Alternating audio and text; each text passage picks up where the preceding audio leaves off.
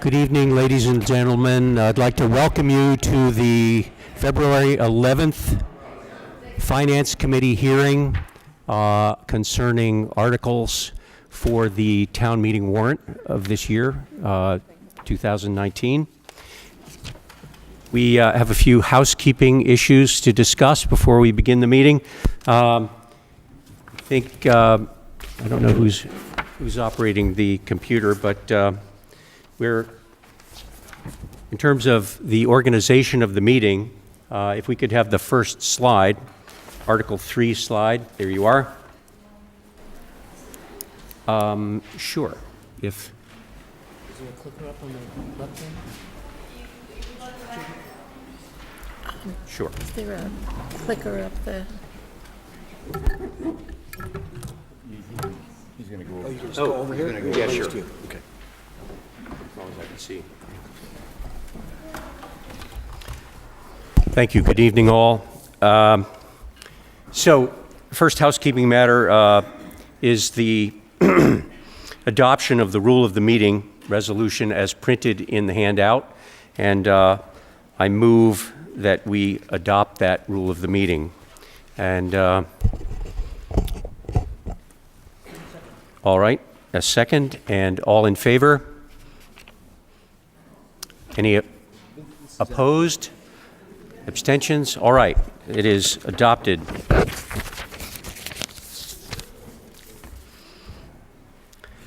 So the purpose of this rule is to of this meeting is to, as has been routine since 1992, is to hold spending within constraints of Proposition 2.5, and all appropriation articles will remain open and may be amended until the meeting adjourns.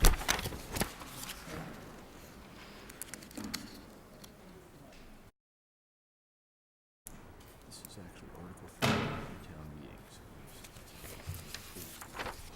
Carrie, do we need to go through this? This is for the town meeting. This is not for our hearing. Okay. All right. Okay, we have adopted this. We're going to move on and do the articles in order, but before we do, I would like to introduce the town moderator who has a few matters she'd like to discuss with you.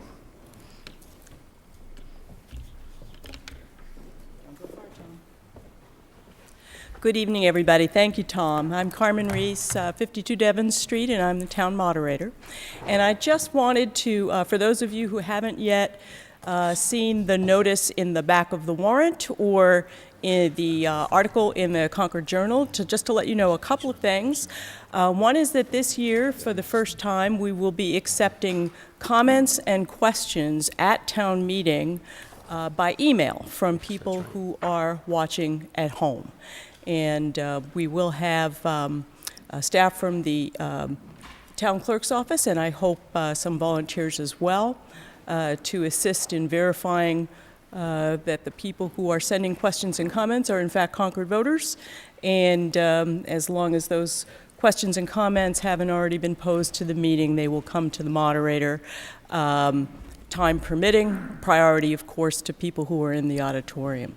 But this is an exercise that has been going on in North Andover with some success for a few years now, and we thought we would give it a try here in Concord and see if we get more participation that way and perhaps generate more interest in actually coming to the meeting as opposed to watching it at home.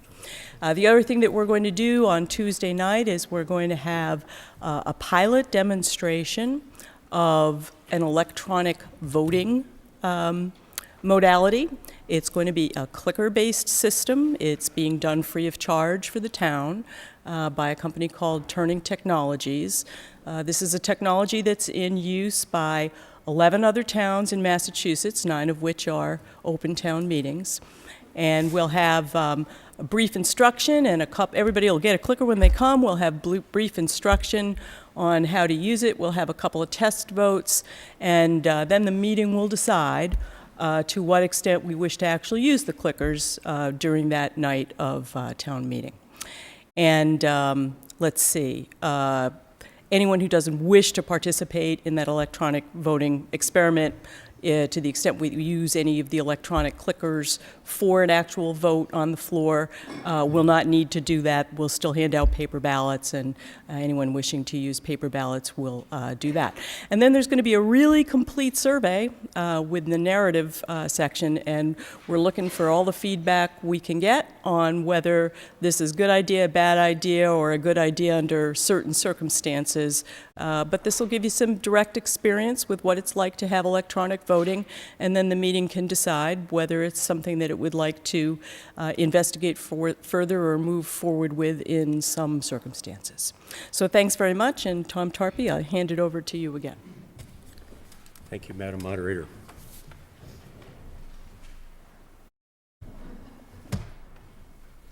The next several articles to be discussed are all relating to the town budget, and that discussion will be conducted by the town manager if he is ready. Mr. Manager, are you set?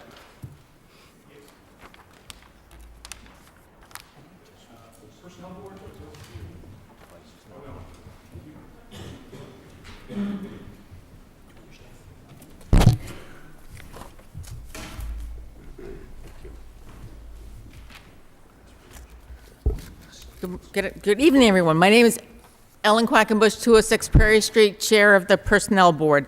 So I have two articles, Article 4 and Article 5, that will be presented at the town meeting. Article 4, you can think about it as kind of the structure we have for defining jobs of the non-union employees in town. These are kind of the bones of the jobs that the HR director and the town manager thinks we need to achieve the goals of taxpayers, and also the jobs that we want our various departments, again, non-union departments, to conduct for us. So what is a classification action? So it's basically the town manager and the HR director decide that they want to add or delete a job title.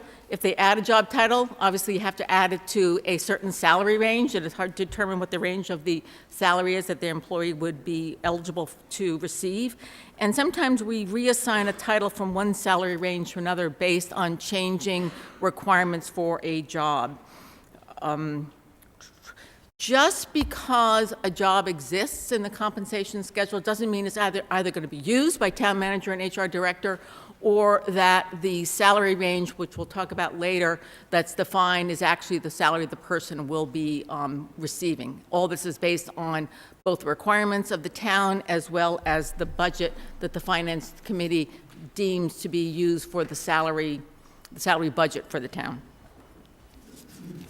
Finally, what is the reason for classification actions? The town manager creates a new position, the duties of an existing position changes, or the position that the title has needs to be updated.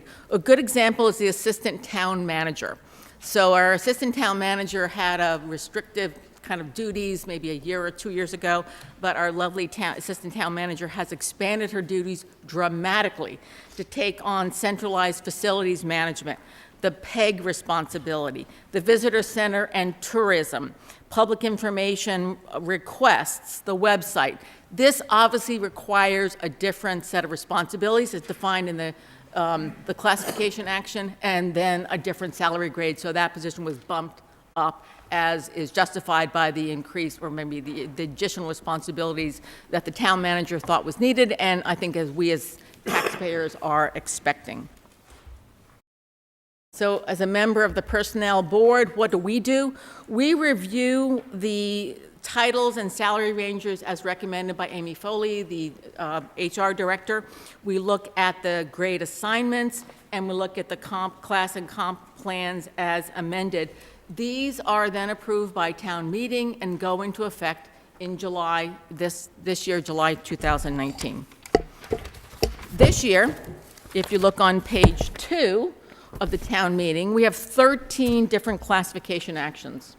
That's probably a record for the Personnel Board, and I think it really reflects the changing needs of the town government and the changing needs both of the responsibilities of different job requirements, new positions that were authorized, and also the needs of a changing workforce. Some of these things, if you kind of drill down a bit, it's to attract and retain the very best employees that we can within our budget. And also, one real wrinkle, I think, that's come in this year is two things. One, minimum wage. This has raised some classifications across the, to hit the minimum wage, and also pay equity. And what that means is if you got a job that's a typical, we use point systems. Amy could explain it better than I do. But we can have a point system that describes somebody who's in human services at the Harvey Wheeler Center, or someone who is, I don't know, an electrical worker who's adjusting lights up in a pole in the town. These get points in terms of complexity of the job, risk of the job, and different characteristics of the job. These points have to be equal. And the idea is that jobs that are typically, in many cases, been fulfilled by women versus those typically fulfilled by men must be paid equally. And so the state has required that this be equal based on a point system, and Amy has worked really hard to be sure that this works. You can imagine the complexity as you're kind of redoing all these jobs to be sure that they both meet the requirements of minimum wage as well as the pay equity law. So there's a lot of regulations that influence the compensation and the classification actions, as well as, I mean, think about it, the people in the town, the employees in the town have to feel like their job, that there's equity across the jobs. This is apart from pay equity. People have to feel like a job in the town manager's office, a job at Kai's Road, a job at the Beatty Center, or a job at Harvey Wheeler, that you're being paid a fair amount. So people feel like the town is treating all employees fairly. And a final issue, prolong the life of the classification and compensation plan. So what does that mean? Amy is always trying to adjust. That's why we have 13 classifications actions this year, rather than overhauling the entire plan. Amy has said that we have not done that since 2008. However, be aware, the cost to redo the entire Compensation and Classification Act, which requires an outside consultant, is $60,000 to $70,000. So Amy is trying to balance, do we have a stable platform for jobs? Maybe we should have the consultant come in, or should we just continue to adjust it as we go along? And I think that's a continuing balance that, the town manager and Amy are trying to achieve to, treat or be cognizant of taxpayers' dollars. So that's Article 4, which is kind of the structures, the definitions of the jobs that we have in town. Questions? Any comments?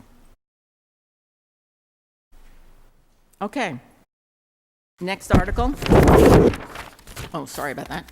And this is in pages 3 to 7 in the Warrant article. And these are basically what we pay people. That's Article 5. And again, the purpose of this is to adjust the pay ranges that people are made for various jobs for the non-union regular status employees. And that represents about 60% of the employees, regular full-time employees in the town. So it doesn't represent unionized employees, the teachers, firefighters, police, or library staff. So it's 60% of our town employees.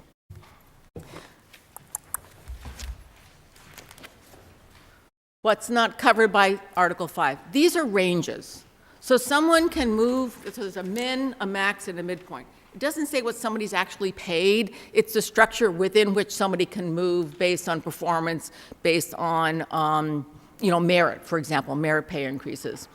As I said, it talks about job titles, groupings, and salary ranges. Again, kind of the bones in which the town manager and the HR director operates in terms of spending the salary budget that we have to attract, retain, and provide a career path for our wonderful town employees.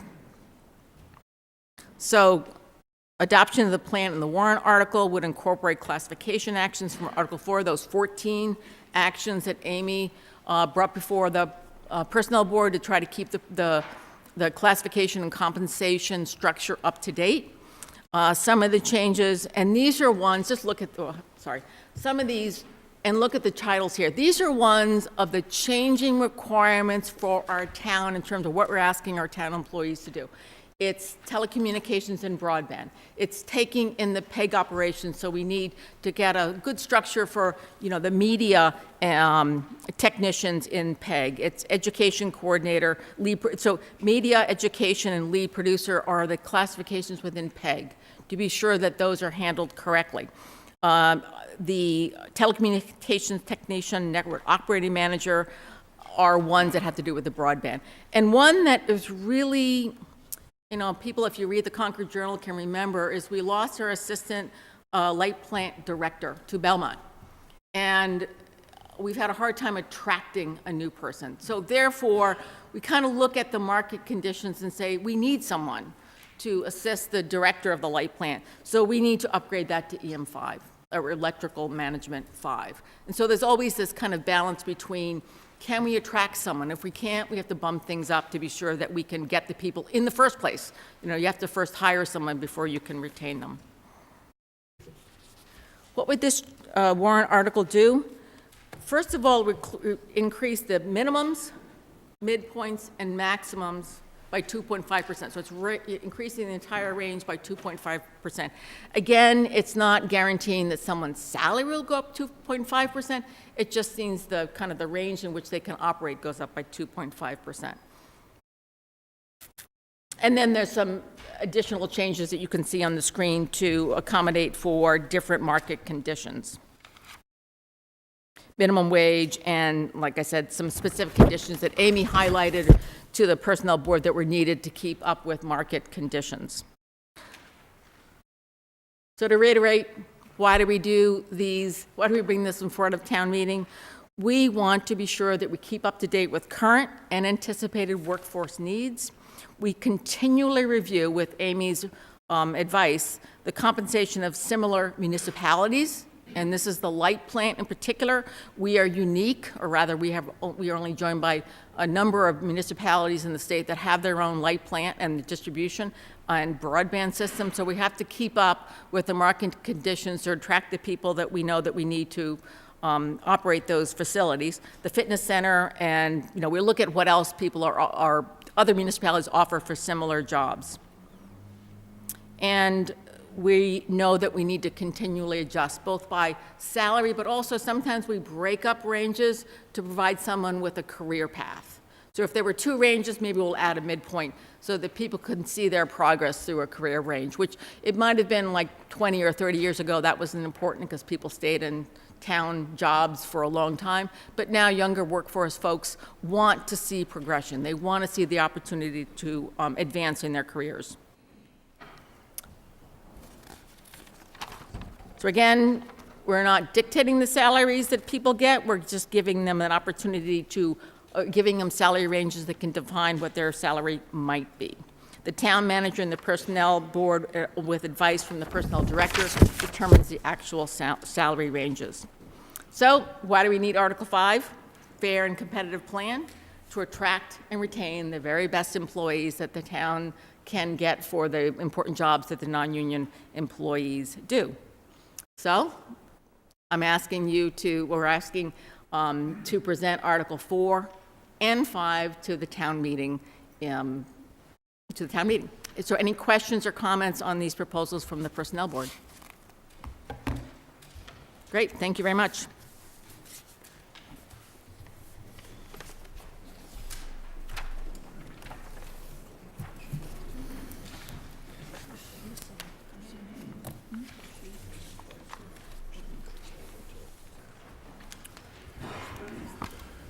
Good evening. I'm Chris Whalen, Town Manager. I live at 1935 Main Street. Mr. Chairman, before I begin, I wonder if I might note with sadness the passing of Laurel Landry, the long-serving executive assistant to the town manager and the town meeting coordinator for more than 30 years. She prepared us for these hearings and eventually for town meeting, working closely with the town moderator, and developed a book about this thick on the procedures and everything that needs to be worked upon in order to be prepared for town meeting. So it's with a sense of sadness this year that we'll be approaching town meeting. I just wanted to note her passing last week. Thank you.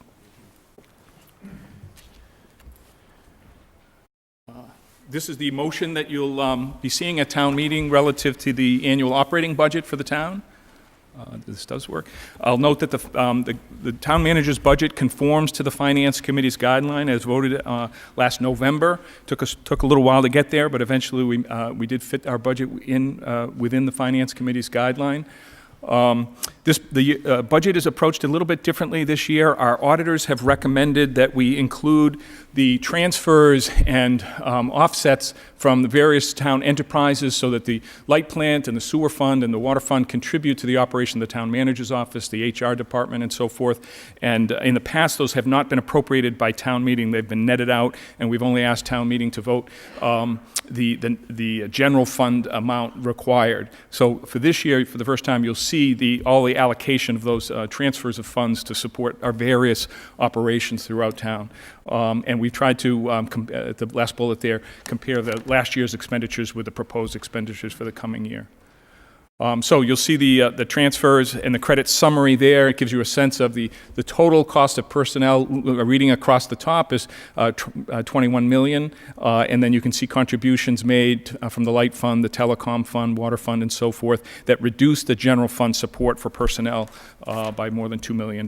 So this always happened in the past. It was in the town manager's budget book in the past, but our auditors have recommended that we do this in a more open and transparent way henceforth. The new things that are changed from this year compared to last year, the town finance committee did authorize expenditure of $1.2 million in new spending. Those funds will provide for, once again, the monitor isn't quite visible to me, salaries. Yeah, my eyes aren't what they used to be. So it's a choice between, anyway. The salary, the funds requested for salaries is $900,000. That will fund a 2.5% wage increase for town staff, as well as the collective bargaining agreements for our 5 bargaining units. And in addition to that, some employees, about a third of our employees, are still moving through the scales and will get a step increase beyond that, roughly around 2.5% as well. So that covers all of those higher personnel costs. And that's the most significant aspect of increased spending this year. There'll be a part-time clerk in the town manager's office, as was mentioned by Ellen earlier. The deputy town manager in the town manager's office now supervises the PEG access services. The facilities manager is in that space there. The sustainability director and public information officer are up in the attic up here. We've added staff all over, and most of that staff operates out of the town manager's office through the deputy town manager, and there's bills to pay and phone calls to return and a lot of the staff support required. So I've requested a half-time assistant to provide some assistance. The sustainability director's salary was partially funded last year. We need to build the entire amount into the budget. So that $41,000, it needs to be made a permanent part of the budget. I requested 2 park maintainers because we are acquiring 2 major parks. The Jareau land was acquired, and will be construction will begin on making that a usable public park this summer. And the White Pond, wonderful gift of 18 acres at White Pond, that will be operated as a public beach this summer, and so it's necessary to have some staffing to support the operation of those parks. Only one of those positions could be funded, but I think down the road you could expect that a second person would be added as well. And that's in addition to, that person will not just work in those 2 parks, but will help us with the expanded ride-out playground area, which has seen a lot of activity, as well as all of our other recreation facilities. The White Pond area, the beach, in September, October 1st, the special town meeting voted $30,000 to operate the White Pond Beach in the first year. This will be the second year, so it's a year from now, essentially. We see that going down to $10,000 in the third year, and perhaps going away completely once we get accustomed to operating a public beach. The IT technician, where we recognize the need for expanded IT services. And this position would be supervised by Mark Howell and working with town departments to expand our IT capability. 4 firefighters. We are currently running the ambulance in West Concord, our second ambulance, 12 hours a day, 7 days a week, so it's just from 8 a.m. to 8 p.m. and we've been doing that for 6 years. Our original plan was to go to 24/7 after 5 years, so we're a bit late. Last year I thought it was difficult financially to do that. This requests a $90,000 this year. That's only a portion of the cost of those 4 firefighters, the balance of which is coming from the MUSE Stabilization Fund, the Emergency Response Stabilization Fund. My proposal is to increase that by another $90,000 next year and another $90,000 the year after that, so that the general fund support for the firefighters and the ambulance will go up over the next 3 years, and the MUSE support will go down. So that eventually the general fund will be fully supporting the cost of running 2 ambulances. Given the population that we have and the amount of activity in West Concord in particular, it's more than justified to have two ambulances running 24/7. We have supplemented, the plan is to supplement the Council on Aging staff. We've seen a lot of increased activity, particularly with the new facility at 55 Church Street, but just generally, we have an aging population. They have a diversity of needs and interests, and we want to be responsive to their demands for services. And then we have increased costs in a variety of areas, such as technology, licensing, and so forth. So most of the new spending is shown there. It totals that amount. We've had some increases and decreases in various departments, but that's the bulk of what's changing from proposed to change next July versus what's happening in the current year. There you see a summary of the operating budget, including the joint accounts shared between the town and the school. Group health insurance is a significant increase, although believe it or not, that's less than we had thought. Finance director is expecting about an 8% increase in health insurance. We thought it might be 11 or 12% just a few months ago. So the health insurance for our employees and retirees is expensive. Our OPEB obligation is identified there. We're continuing to meet our obligation to fund the other post-employment benefits, which is basically health insurance for our retirees. And that's the total there. Individual departments, as you see in the warrant, you can see the spending proposed current year and next year, increases as mostly in the areas I've identified.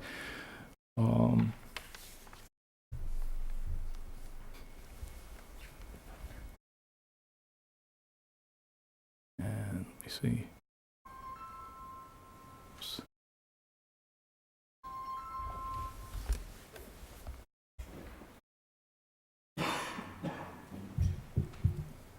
The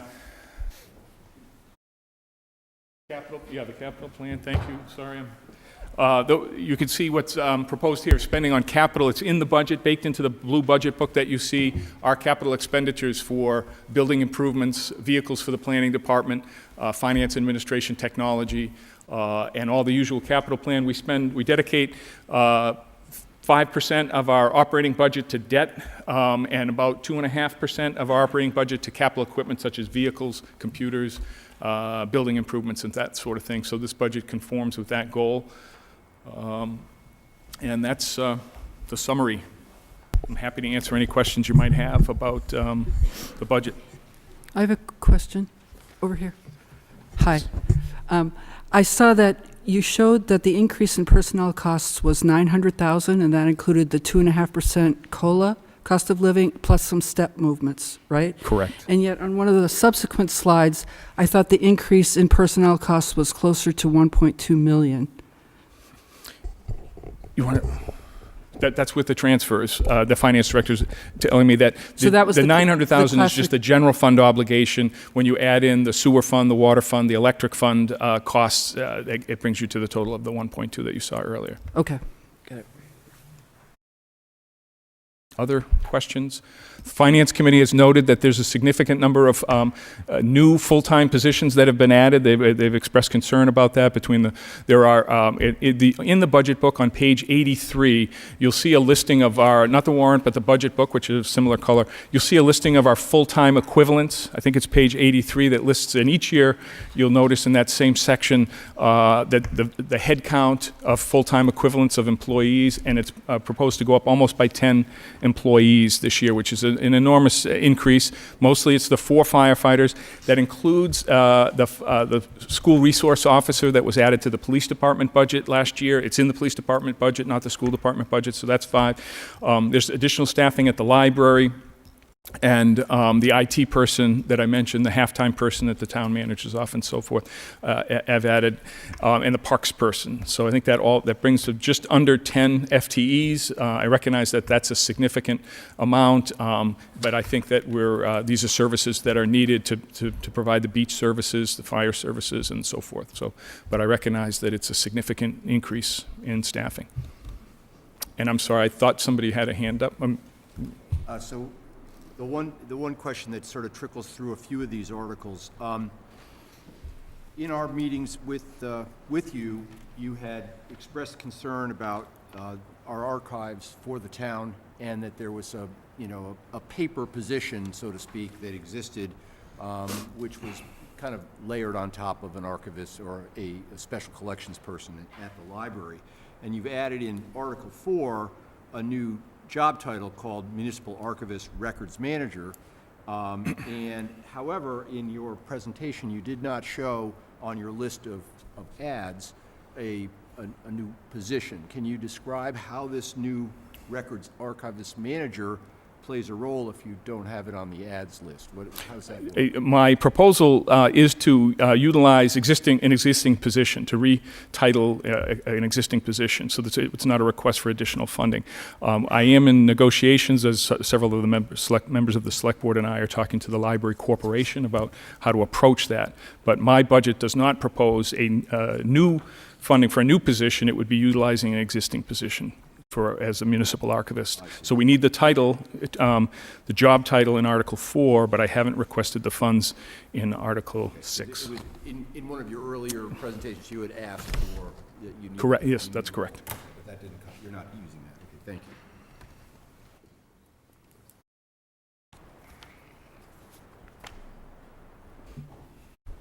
you. Quick.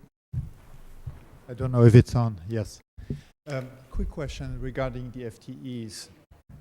Oh, I see. Thank you. Jan Kuipers, 187 College Road. Yeah. The question is regarding the FTEs. So we see an increase year over year of the number of FTEs that goes. So there is a lot of cost relating to FTEs, not only what you showed, but the long-term commitment and so on and so on. Is there opportunity, and have we been looking at ways to reduce or to balance the number of FTEs using technology and other means? And, kind of maybe a first question would be, what would be the rationale for the increase of FTEs? The population of Concord increasing? Is the demand increasing? Is there a way to rationalize that in a bigger picture? Thank you. On page 83 of the budget book, which is online, and also there's copies available at the back, it shows the comparison of full-time equivalents for 2018, 2019, and proposed in 2020. You'll see, sir, that there's some reduction in changes as we consolidate positions. Some positions have actually been eliminated, so you'll see some minuses. But overall, the net impact, as you can see at the bottom, is 9.94%. So it's a significant increase. Again, the public safety increase, half of that is the 4 firefighters and a police officer. We haven't had a new police officer position in, I think, about 15 years. So it's been a long time. That school resource officer was approved in October, but it now has to appear in this budget. And then the 4 firefighters were requested 6 years ago. We hired 4 firefighters and operated the ambulance 12 hours a day, 7 days a week. With those 4 firefighters, to go 24/7, we need another 4. So I think I'm asking the community to consider it. We think the need is there. For the firefighters in particular, that 8 a.m. to 8 p.m. captures about 70% of the calls, but in the evening hours, about 30% of the calls are happening at night for the emergency medical services, and so that service is coming from Walden Street in Concord Center to get to West Concord. There's some delay getting there. We think we'd provide better service for those residents with more firefighters. We have parks. We've increased the parks. It's a wonderful opportunity. If we didn't have the new park maintenance person, we'd do okay. We'd do the best we can, but maybe it might not quite be up to what people expect. So there is the salaries that you see, there's benefits as well, the cost of health insurance, the cost of retirement plans. So adding employees is costly, and it's a community decision, how do we want to proceed? I hope that's responsive to your question. Susan Bates, Concord Green. Chris, I just wanted a little clarification about the firefighters. Do EMTs, are they firefighters? Yeah, they're firefighter EMT. So everybody that works for the Concord Fire Department is a firefighter EMT. All right. And are there currently more bodies overnight in Walden Street than on shift than there are in West Concord? Is that why we're adding a shift there? Well, currently there are. Is it 6 firefighters at the main station, Chief, and 4 firefighters in West Concord? Is that the staffing currently, Chief? 6 at Walden Street and 3 in West Concord, but the reason we're adding firefighters in West Concord is because the ambulance there is only running from operational from 8 a.m. to 8 p.m. So we'd add another person so that before in the evenings, henceforth, and would run the ambulance all day and all night. Great, thank you.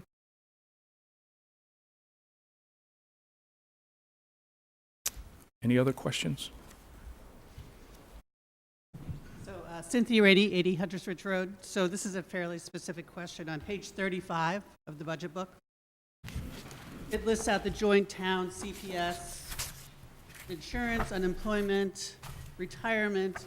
I know it's hard to give an exact answer. What percentage of that number would be CPS employees versus town employees? Generally 2/3, isn't it?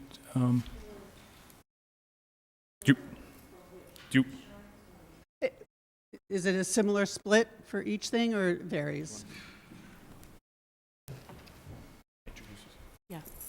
I'm Carrie LaFleur. I'm the finance director. The reason I asked the question is there is a difference between health insurance and retirement. So health insurance, it would probably be about 60-40, but for retirement, it would be much heavily weighted towards the town side because the teachers are not part of the retirement system. They're not. Okay. Right. And then just a general question, snow removal and maintenance of the school fields, is that a town responsibility? Snow removal on public streets is a town responsibility carried out by the Public Works Department. We don't do snow removal on school campuses. The school department handles that. Okay. I don't know if that was your question. And then school maintenance, ball field maintenance. The Public Works Department maintains the upper fields at the high school and most of the other fields, but not the lower fields at the high school. Gotcha. Okay. Thank you.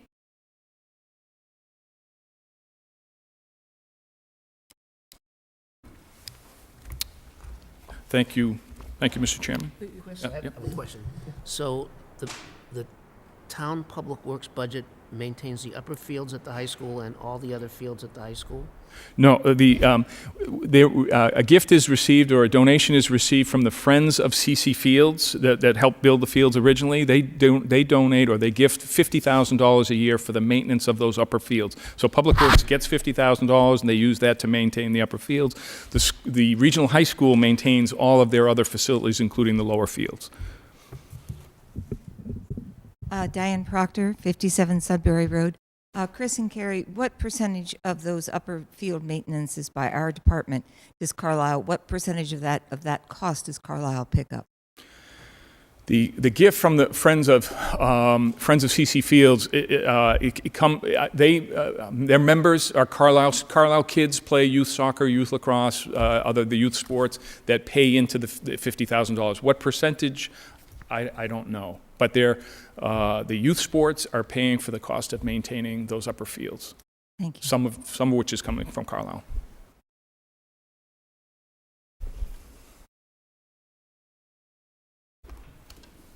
There's no other questions. Thank you very much.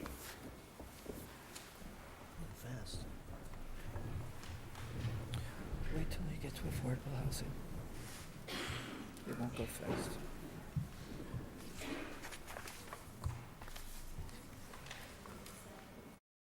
That's 7. Goes after 6. The next one.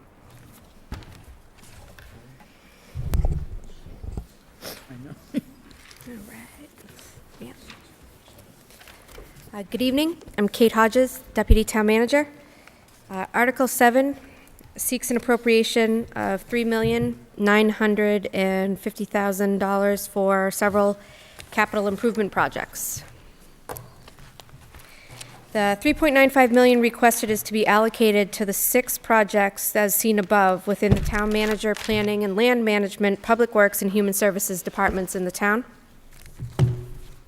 Project number 1 asks for an appropriation of $500,000 to be used to fund the maintenance and repair of the town's municipal facilities. There are 13 separate municipal facility buildings spread throughout town, which house the administrative, executive, and operational functions of the town. This map provides a visual representation of Concord's facilities, which are currently used by the town departments. The Facilities Department was established in 2018 to care for the maintenance, renovation, and upkeep of the town's many physical assets. In the town manager's proposed budget, there's a budget line item for townwide facilities maintenance, which appropriates about $500,000 for fiscal year 20 from the general fund. This amount is used to fund personnel costs and small routine repairs, inspections, and preventative maintenance throughout our town buildings. This $550,000 requested from the capital plan is to be used for larger scale projects, renovations, and needs associated with each of the buildings and their operations. Project number 2 is park improvements. Over the past 18 months, the town has either acquired or is in the process of acquiring several new park and recreational parcels within town. Item number 2 for park improvements allocates $1.4 million towards design, construction, and renovation in these areas. The Jareau property, indicated here with an X at the top left of the photo, was purchased in July of last year with the approval of town meeting. White Pond, seen at the bottom right-hand corner of the map, is being gifted to the town by the White Pond Associates in the upcoming months. Rideout Playground area, seen directly below Warner's Pond at the top of the map, underwent a major renovation last spring and summer to incorporate the adjacent parcel, which once belonged to the Anderson family, into the park envelope. This summer, we plan to complete Rideout's renovations with our Phase 2 of the project, which connects the walking path to completely surround the park by creating a third-mile loop around the entire property. We then plan to move the batting cages from the rear section of the woodland area adjacent to the tennis court near the parking lot. This will create a more visible youth location and allow vegetation in the far wetlands portion of the park to grow in. We also plan to install several outdoor fitness equipments in a clustered area where the batting cages used to lie, and will remove the 90-foot diamond located at the same far end of the property by Conan Street parking lot, which was formerly used by Concord Academy and has been not used for a number of years. This will allow more open field space and several small-sided soccer practice areas. Lastly, the plan calls for the installation of a new drinking fountain and a solar-powered trash compactor by the Conan Street parking lot. The White Pond Associates have graciously offered to gift their 13-plus acre parcel to the town, which was accepted by special meeting this past October. The acquisition of this property as a town asset will be a source of tremendous excitement and opportunity for the residents. Currently, swimming is permitted from the beach area accessible off of Plainfield Road. There's a state-owned boat ramp adjacent to the swimming area and 2 separate, fairly rudimentary restrooms, which have been built into the hillside with a steep incline. Under the current conditions, the beach, waterfront areas, parking, and restrooms are neither accessible nor compliant with current accessibility and building codes. The current access route to the beach is shown in the photo on the left, includes a set of stairs which vary in size, rise, and depth. Current accessors to the beach have to traverse some 50 steps, varying again in height and weight at approximately 50-foot decline from top to bottom. Phase 1 of the White Pond project has 2 goals. The first, to construct a new access path from the upper parking lot to the beach area, usable by families with young children, strollers, and those with limited mobility.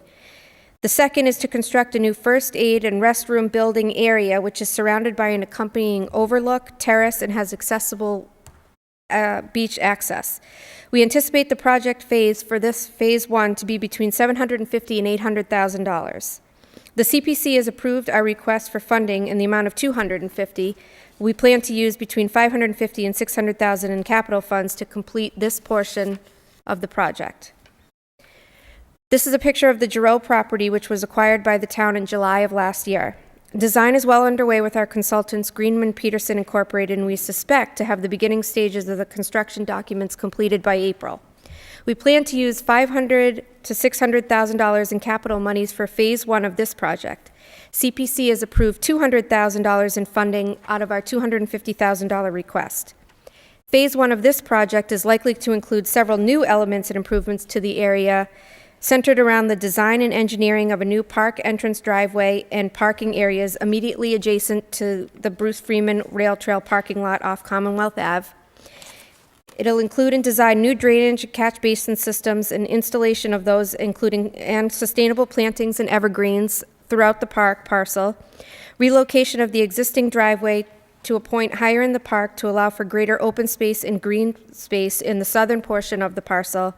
And lastly, the construction of a new meandering walking path and connections between Bruce Freeman Rail Trail, the parking lot, and areas throughout the park into the wooded area. Once we have a design and construction estimates finalized later in the spring, we'll be able to assess the additional site amenity work, which may be able to include the creation of additional items such as a canoe launch, a water's edge dock system for walking, bird watching, and fishing, and the creation of 1 or 2 blazed and accessible paths through the wooded area in the western end of the park. Project number 3 asks for $90,000 for land acquisition. The town has been in discussions with representatives of the Ralph Waldo Emerson Memorial Association for the past 2 years regarding our interest in acquiring a portion of this historically significant property, including the parcel depicted here at Lot 5, which is currently in active agricultural use with frontage on Walden Street. The purchase of Parcel B, also depicted here, will ensure permanent public access to the Emerson-Thoreau Amble and protect the valuable corridor which serves for a variety of functions that are important to our community and environment. Doing so will preserve the adjacent water quality of the stream by filtering sediment from runoff before it enters into the water systems and protects the water banks from further erosion. The preservation also provides storage area for floodwaters and food and habitat for area wildlife. The southern portion of the Lot 5 property line is bounded by a cart path which continues into the town forest. Across the cart path is land on which Concord Housing Authority currently has 6 units. There was an initial thought that the land may provide additional housing opportunities for Concord. However, an on-the-ground survey which was prepared for the owner demonstrated that the entire contents of Lot 5 are within the 100-year flood plain. Development of the floodplain is not recommended, but the cart path could provide additional access to the rear portion of the Housing Authority's land, where 1 or 2 duplex units may be constructed, as this particular area is believed to be above the floodplain. The principal use for Lot 5 would be the continued use for farming and community gardens, as well as open space and passive recreation. Town ownership of this property would ensure continued use of the cart path and preservation of the public access to the Emerson-Thoreau Amble. Project numbers 4 and 5 relate to road and parking lot improvements and provide $600,000 in supplemental allocation for the Cambridge Turnpike Road project. The goal of Concord Public Works' annual roads and parking lot program is to develop and implement a strategic plan to repair and maintain the town's 107 miles of roadway, as well as other town-owned pavement infrastructure. Pavement improvement projects are funded from various sources such as state aid, public works operating budgets, bonds, revolving funds, and others as listed here. $600,000 is being requested this fiscal year in order to provide a construction contingency for the $12 million Cambridge Turnpike project. Construction contingency funding, not used for the Cambridge Turnpike, will be used to accelerate other deferred road program projects throughout the town. Here you can see Public Works' preliminary plan for pavement improvements within the 19 and 20 construction seasons. Overall, about 2¼ miles of roadway improvements are planned. They include stretches on Sudbury Road from Heathbridge Road to 7 Star Lane, Monument Street from Balls Hill to Silver Hill Road, and Old Marlboro from Ornac to Harrington Avenue. The last project, Project 6, seeks $550,000 for library furniture, lighting, and other amenities. The library has proposed an ambitious expansion and renovation project which works to support the way in which Concord residents read, learn, and live in the digital age. The ability to meet patrons' needs continues to be a challenge at the main branch, and the Library Corporation has shared their belief that unless they are able to address the deficits within their building, their expansion efforts would be slowed. Preliminary schematic designs for the renovations are complete, and the total building costs are estimated to be about $8.3 million. The amount of $550,000 has been requested for furniture, fixtures, and equipment.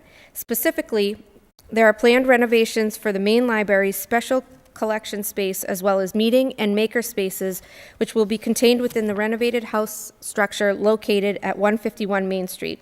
The new children's room, common area, and teen zones will also require extensive furniture and amenity purchases, which will be used by staff and patrons. This concludes the presentation for capital plans. We ask for your favorable action on Article 7. Happy to answer questions.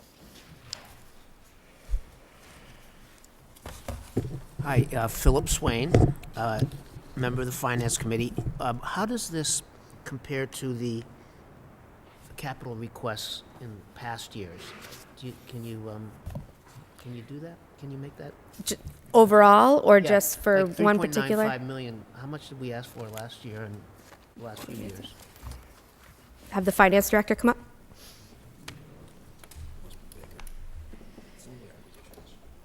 So this is very comparable to what we have, what has been requested and what has been approved in prior years.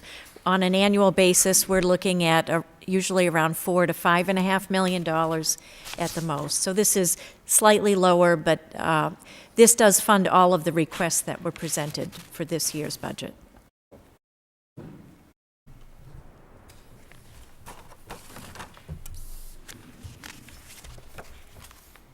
Okay, can I take you back to item 2 very quickly? I think you went through it. I didn't quite catch it all. The White Pond share of the 1.4 million, did I understand you to say that's 500,000 plus CPC funding? The total project cost is between 750 to 800,000. 250,000 has been allocated from our CPC grant allocation. Included in those numbers? Correct. I see. So we're looking to spend between 550 and 600,000 from capital. And that gift, I think, came with some cash also? I don't have the number for that, and there'll be some information on what that can be used on. And so I don't have that as of yet. That amount isn't included in any of these numbers? No, because the total renovation project that you see, if I can go back,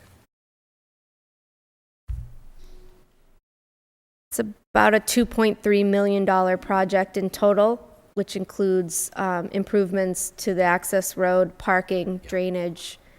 This phase 1 is just about getting access from the existing parking area down to the beach and to have some accessible amenities. So the money that we get, we would allocate that to phases 2, 3, and beyond. I see. Thank you. Sure.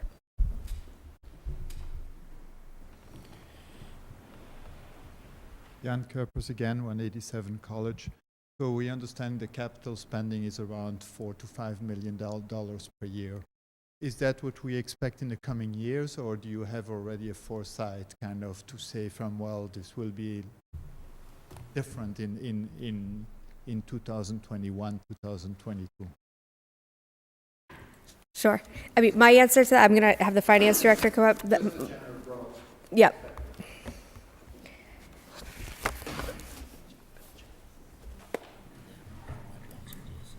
So the capital projects that are funded under this article are smaller capital projects. They're road improvements, they're building repairs, minor renovations, land purchases.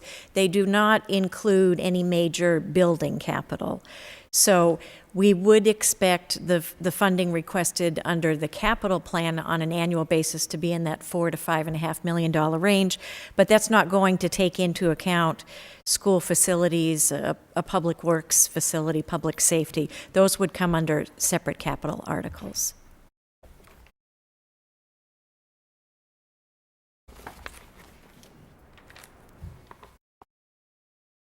Great. Thank you.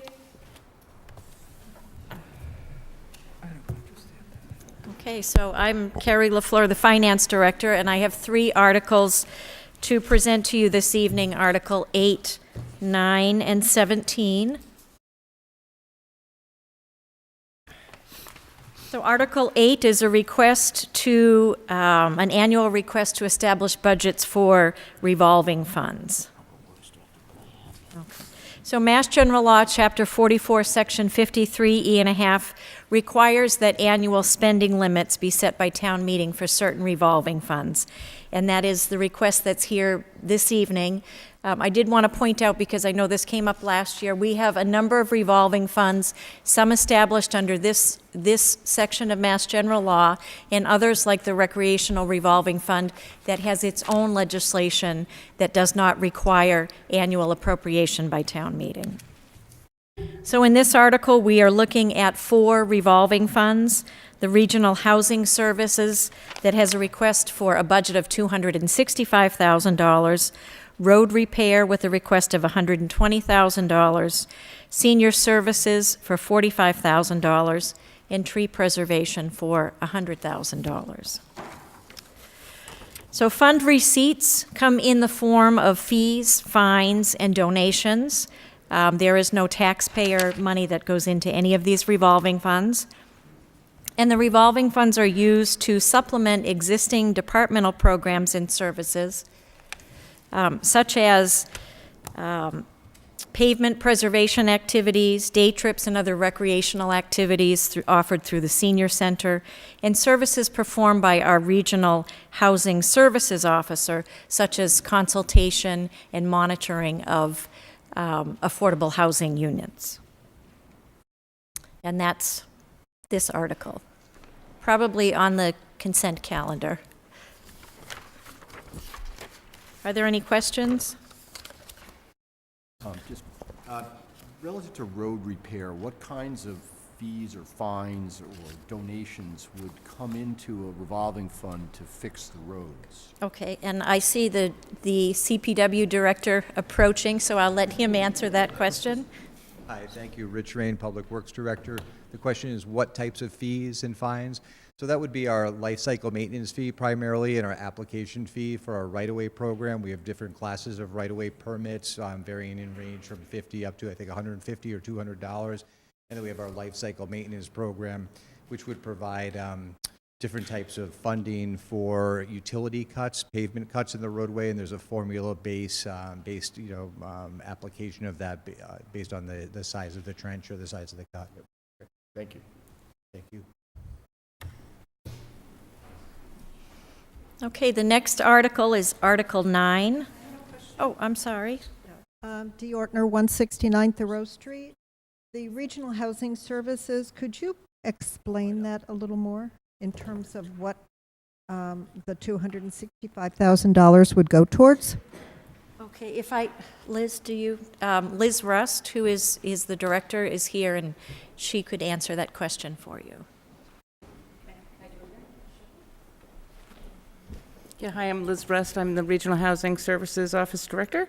So that's all the expenses of the office. So it's mostly the consulting salaries. There's some administrative costs that the town gets for that, and it's funded through all the member town fees that go in to offset that.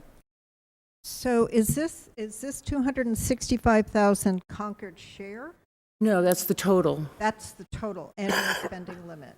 Right. So what would be the annual total spending limit from Concord?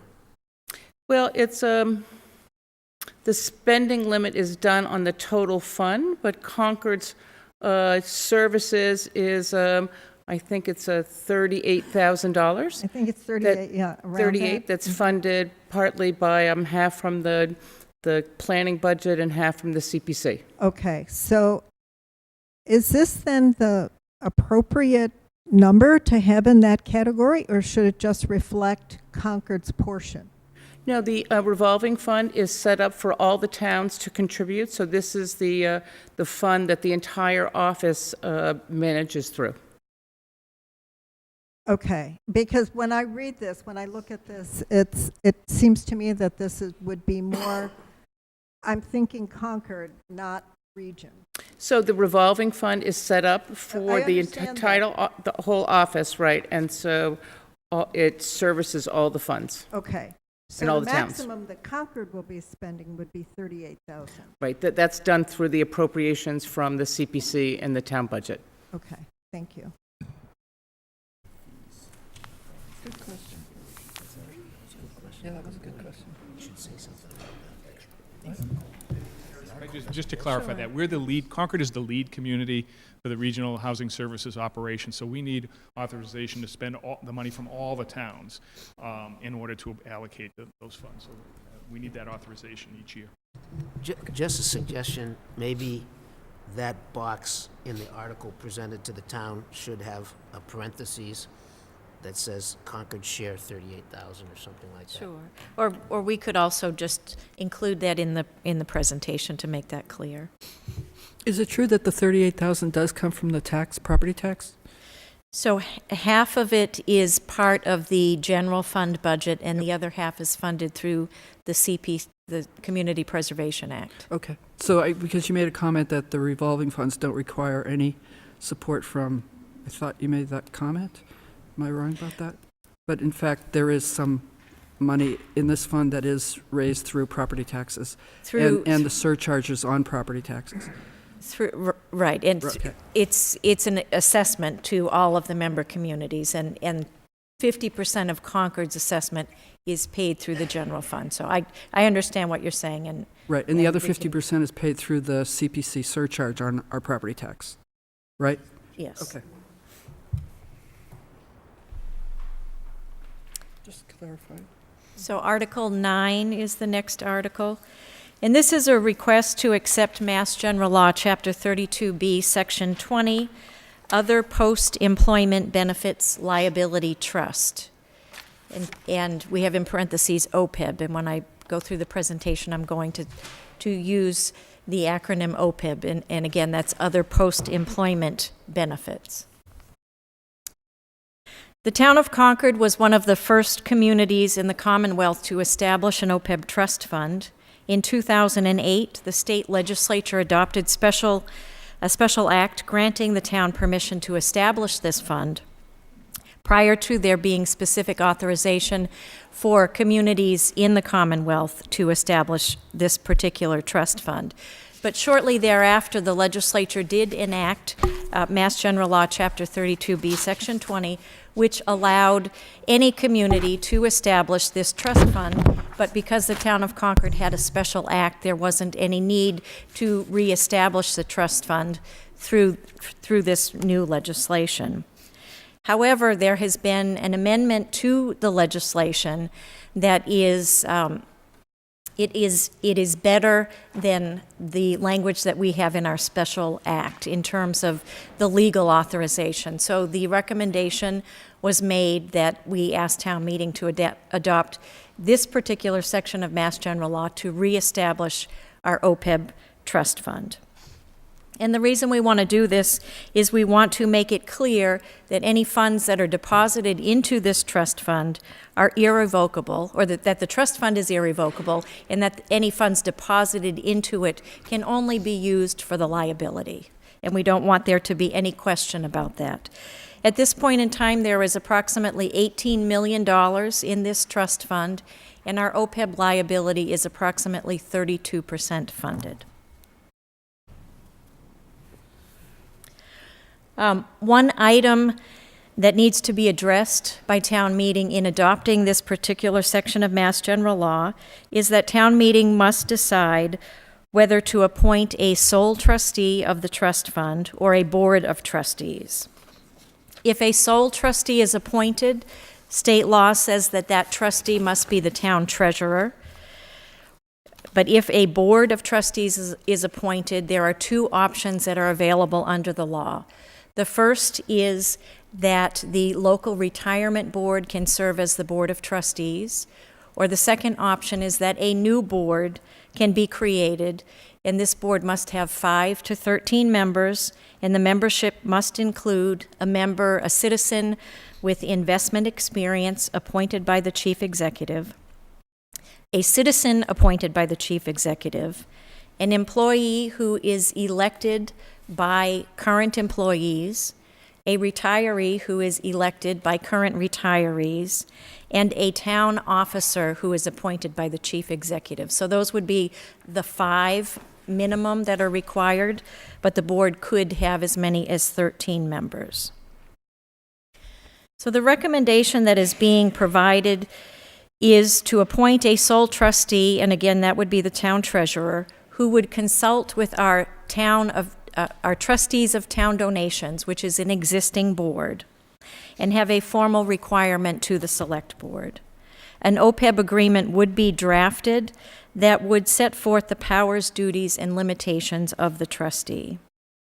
The reasoning behind making this recommendation of a sole trustee rather than a board is first that it doesn't make sense to have the board of the Concord retirement system oversee these funds, because these funds belong to the town of Concord and not to the Concord retirement system.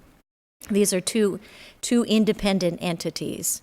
The second reason for not recommending that we have another board is because we have an existing board, again, the trustees of town donations, that have a similar charge in overseeing money that has been given to the town and it's held in trust for certain purposes with identical expertise. So it seemed to make sense to have a sole trustee working with an existing board and having a formal reporting requirement to the select board.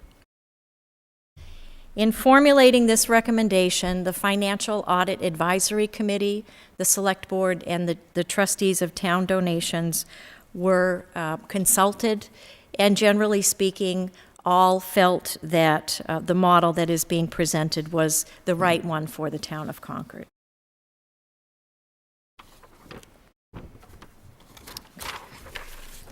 So we would ask that town meeting support the recommendation and adopt this new section of Mass General Law to reestablish the OPEB trust fund. I'd be happy to answer any questions. With your title of Finance Director, do you also have the title Town Treasurer, or is that a different person? I am also the town treasurer. So I feel a little silly standing up here making this recommendation.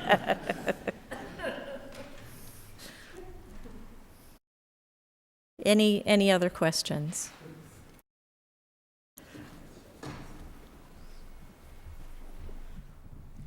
Jan Kuipers, 187 College. What is the value of that trust fund? You might have said it. Yeah, so about $18 million is in the trust fund at this time. And so the town makes an annual contribution to the trust fund in the current fiscal year. I believe it's 1.6, just over 1.6 million and closer to 1.7 million next year. So there's a substantial amount of money in the trust fund and being deposited in on an annual basis. Mm-hmm. Regarding the flow of funds, are current retirees' healthcare costs part of the general fund budget line items that cover healthcare, and is the OPEB contribution for future liability, or are we taking money out of? Is it kind of a revolving thing where money goes in and it also goes out to pay for retiree healthcare costs out of the same fund? At this point in time, all we're doing is depositing money in, and 100% of the cost of health care for retirees is funded through the general fund budget. At some point in time, as we get closer to being fully funded, and I'm talking past 2030, so somewhere in between 2030 and 2040. At that point in time, the model would change and we would be taking some funds out of the trust fund to offset that cost. But at this point in time, we're still paying catch up and only depositing into. Thank you. Is there a funding level that triggers that, Carrie? That is going to be the work of the trustee and the trustees of town donations and the select board to put together a model for this going forward.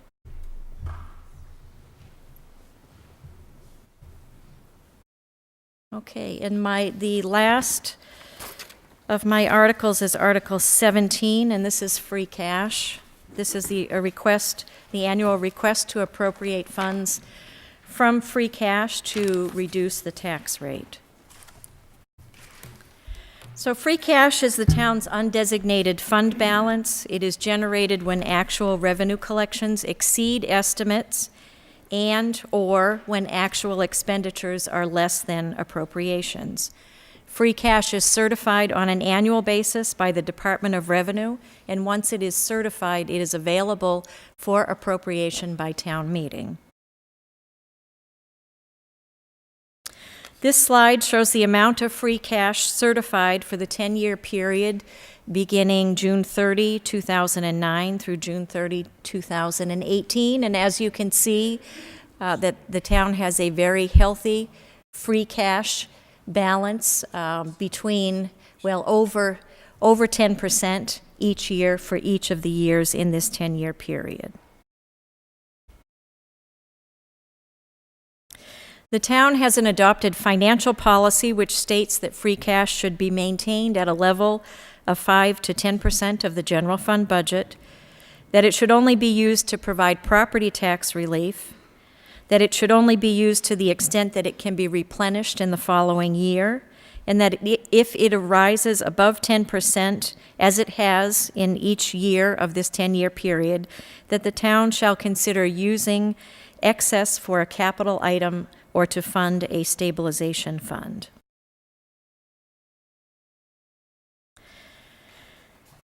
The certified free cash as of June 30, 2018 is $11,683,672.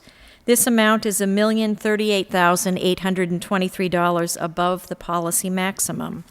However, once you account for the $1 million being requested under this article to reduce property taxes, the certified free cash amount is only slightly above the guidelines at above by $38,823.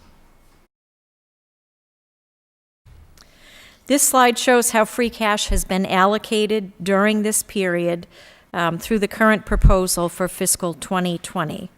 During this time period, in addition to the annual appropriation to reduce property taxes, additional appropriations have been made to fund the high school debt stabilization fund, the proposed Junction Village residential development, and various items, including the purchase of school buses. And again, this is a request to appropriate $1 million from free cash to offset property taxes. I'd be happy to answer any questions. Carrie, can you go back 2 slides, please? Right there. That $38,000 number at the bottom, can you explain what that represents? So that is the maximum, so 10% is the maximum amount that we should have in free cash before we declare it excess, I guess, for lack of a better word. Mm-hmm. So when you take what was certified as of June 30, 2018, and subtract out what that 10% maximum is, that's the $1,038,000. And then from there, I've backed out the $1 million being requested under this article, so then... Which leaves the 38,000 at the 10%, if we keep 10% in free Yes, assuming we keep 10%, and assuming this article passes, there's an additional amount of 38,000. A question about the policy. Would it be a valid use of free cash? The main policy is that it's to be used for property tax relief.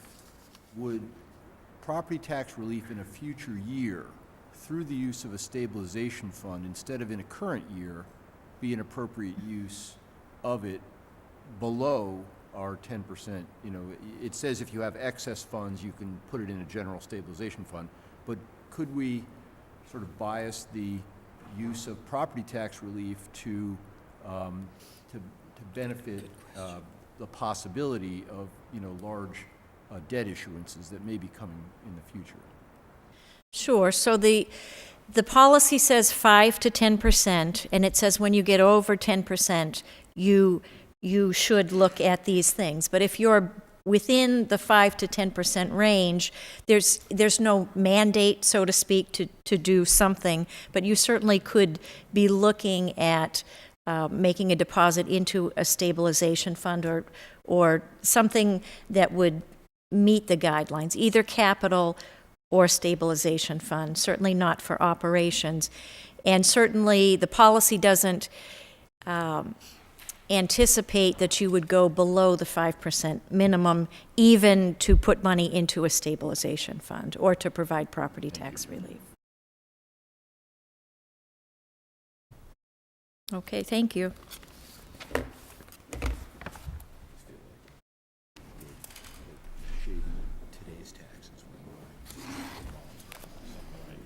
Thank you, Carrie.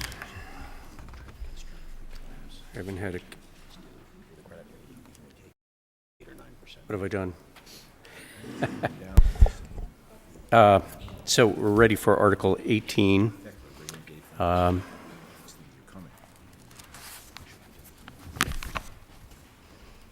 Which is a general bylaw amendment and has been proposed by the Finance Committee. I don't know if we have the language. Do we have the language available to put up on the screen? If not, I can read it. So Article 18 recommends that we strike the existing Section 4 in the bylaw amendment, and, I'm sorry, in the Finance Committee bylaw, and in its place insert a new Section 4 which reads, "To help the town plan for and achieve a sustainable financial future, each year's Finance Committee report shall also include, for the upcoming fiscal year and for each of the 5 following fiscal years, 1, a projection of the likely total tax burden on citizens, and 2, based on that burden, a recommended sustainable growth rate." The first part of that proposed change is the codification of a resolution that was passed at the town meeting of 2009, proposed by Phoebe Ham, which ordered that the Finance Committee henceforth do this 5-year projection, which we have been doing in every fiscal year since, and it's included in the Finance Committee report. The second part flows out of that and is designed to ameliorate a grievance that the Finance Committee has suffered under since we began talking about it in approximately 2017. The Finance Committee has frequently noted that we are reacting to current budgets, but we never get to advise budgeting entities or the town meeting on what we think would be sustainable growth rates over future years. And so this section is designed to correct that. The sustainable growth rate recommendation that the Finance Committee would discuss and publish each year before town meeting would be designed to provide guidance to planners of the budgeting entities, that is the town and the 2 school committees. And it would represent the Finance Committee's judgment on what rate of growth would likely be sustainable. The Finance Committee does not have any particular financial or prognosticating expertise. Rather, we would anticipate discussing this each year and using publicly available financial indices adjusted for the town of Concord to come up with this stream of numbers. It would not be a prescriptive number for any one year, but rather strictly advisory. It would likely change. That stream of numbers would likely change from year to year. It would be obviously it would be adjusted to fit the changing needs of the town. The Finance Committee function, as you all know, is advisory only. We don't have any ability to direct or or command that anything be done. Thus, the sustainable growth rate is not prescriptive. It would, as I said, it would almost certainly change from year to year, and it would be subject to, if a particular financial exigency demanded that it be changed or ignored by any budgeting entity, that would be expected to be done. So the purpose of it is to focus attention, both of the Finance Committee and the budgeting entities, on the assumption of future liabilities and what they mean to the finances of the town. And that's the sole purpose of it. Any questions? So, Tom, what is the point of this slide? Numbers on the slide. Oh, this slide is, well, there had been in past discussions of the town's budget growth, there had been questions asked about how the growth in Concord's tax burden matched up with the growth of our peer towns. And this table shows that we're sort of in the high range of our peer towns, not wildly out of step, but still in the high range.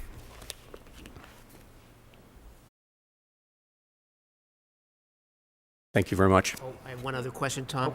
So what would be the sustainable growth rate if we were to project it for this year? Or haven't we already made a decision on that? Well, it's still under discussion, Phil. We've got we will have a good part of a future meeting devoted to that. Mr. Rothermel. Yes, Terry Rothermel, 330 Musketequid Road. A series of questions.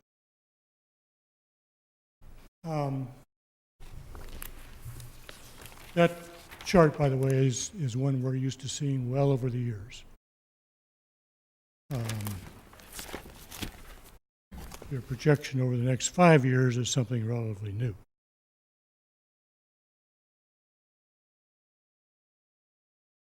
I'm frustrated to say that one of your data points is wrong. You say that this initial agreement at town meeting was in 2009. I tried everything, going from 2008 to 2010, to try to find that.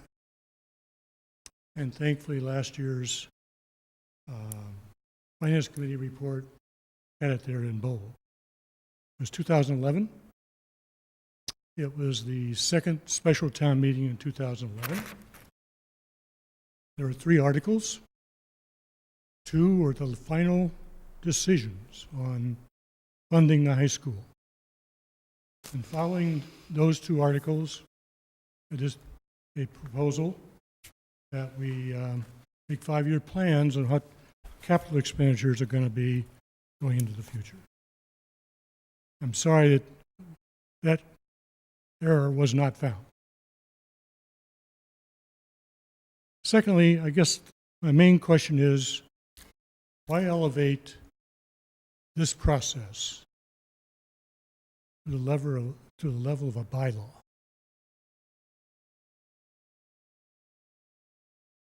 Do you want to ask all your questions, and I can answer them sequentially? My follow-on questions depend on what your answers are to that.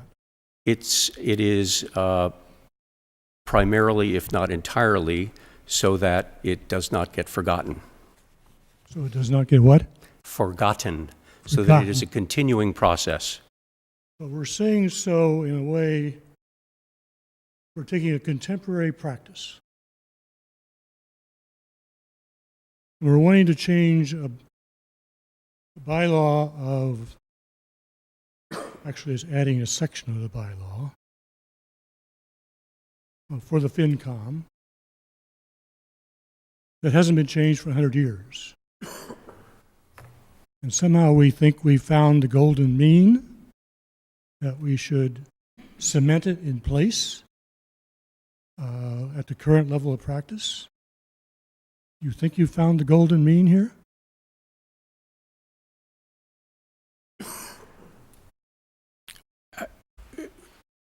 First of all, the Finance Committee bylaw was enacted, I think, in 1951. So it's venerable, but not 100 years old. My research, it was 1921. Three parts of the article. Okay. Well, It was not a part 4. so your question is what, Mr. Rothermel? My question is, why cement this in place at this time, especially with a contemporary word like sustainable? Why do we think this is the most important thing to come up in the FinCom methodology and policies? We certainly have kept the guidelines approach and the wonderful subcommittee work that has supported that over the years. We've not deigned to put that as a bylaw. Why are we doing this?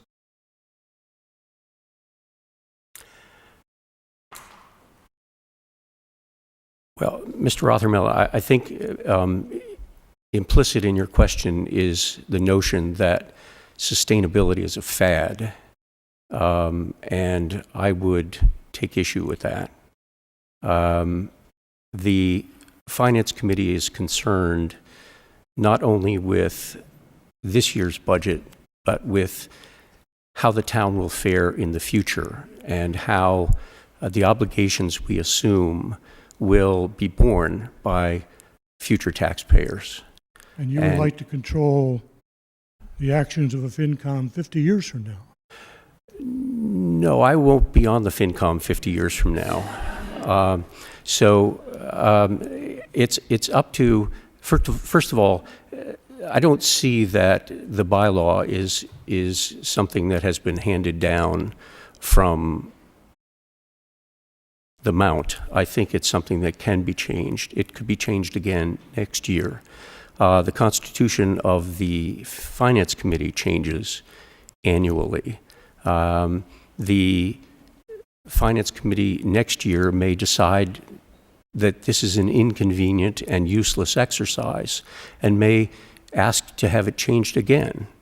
But the current Finance Committee feels that this is a useful exercise and would be grateful if the town would debate it and decide whether they agree.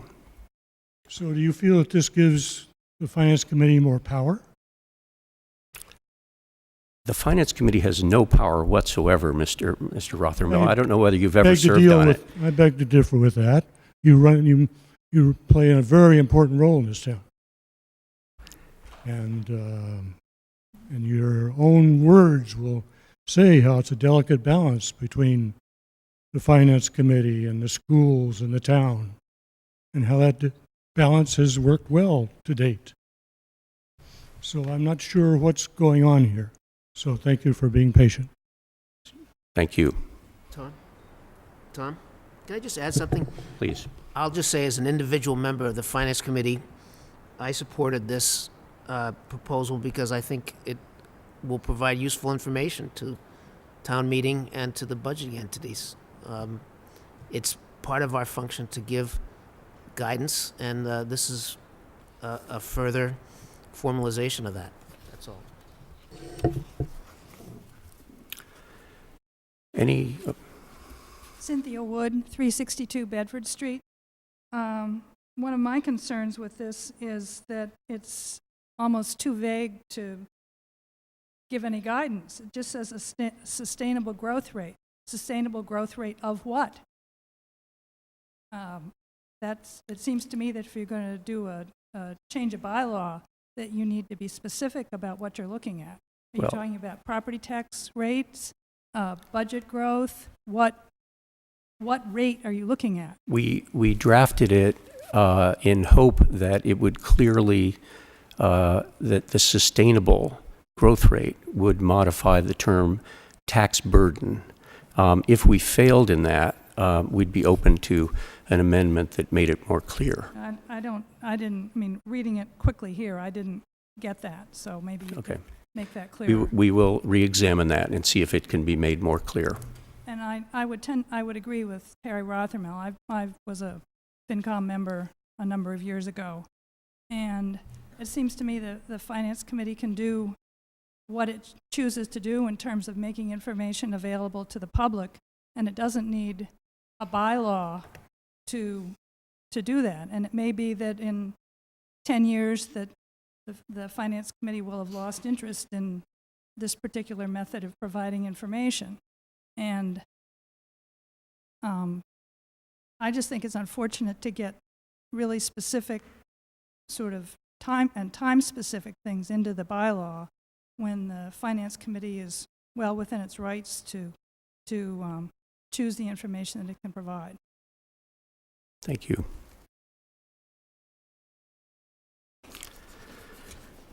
Steve Carr, 308 Musterfield Road. I have a lot of respect and have over the years for the Finance Committee, and I think I got up at one meeting where the Board of Selectmen were proposing that we not increase salaries for town employees or something or other. And the Finance Committee was comfortable with the increases, and I said, I think we should go with the Finance Committee. That's what the town sort of, we look to you as people who are looking after the finances. But I have a lot of respect for you, but I don't know how you're going to be able to do what this asks you to do. It says, the Finance Committee, in the block at the end, Finance Committee considers sustainable growth in taxation and budgets to be that which balances over the long term the desirability of socioeconomic diversity in the town, the quality of our schools, and municipal services. What are we balancing here? Some dollar amount against those three different important items? Are we balancing each of those three important items against each other? I don't know what the Finance Committee is going to do in order to be able to follow that particular statement. Thank you. Any other questions or comments? All right, hearing none. I think we're on to Article 23. And we have Mr. Benjamin is going to take the podium.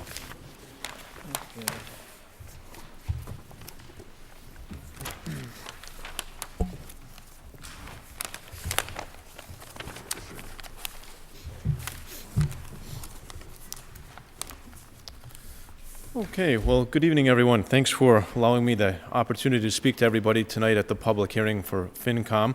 I'm glad to be here. I was informed of this opportunity a couple of days ago, so I will do my best to answer all of your questions, but if I can't, I will be certain to get information back to you as fast as I can.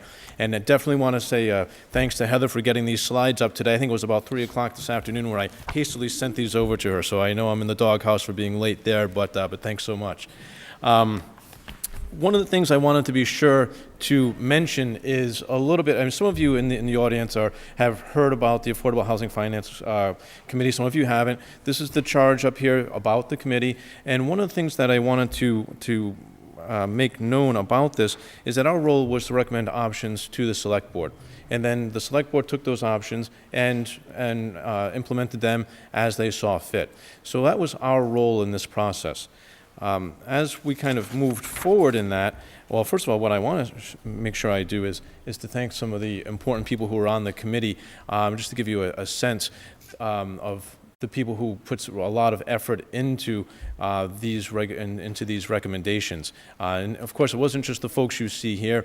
We reached out to many people across town, many people of all different aspects of town governance and town staff. So we certainly want to take a moment and say thank you to those people, because without them, we wouldn't be having this discussion of 4 very important affordable housing articles at this town meeting. In kind of formulating our approach to this, I wanted to be sure to share with you some of the guiding principles that as a committee we looked at. And one of those, I think one of the most important ones, is the first one that you see here, is that we really worked hard to make sure that we presented a set of strategies, a set of recommendations that had a wide perspective and that did not unfairly burden any one segment of our community. We really looked at this as being something that was a community-wide approach.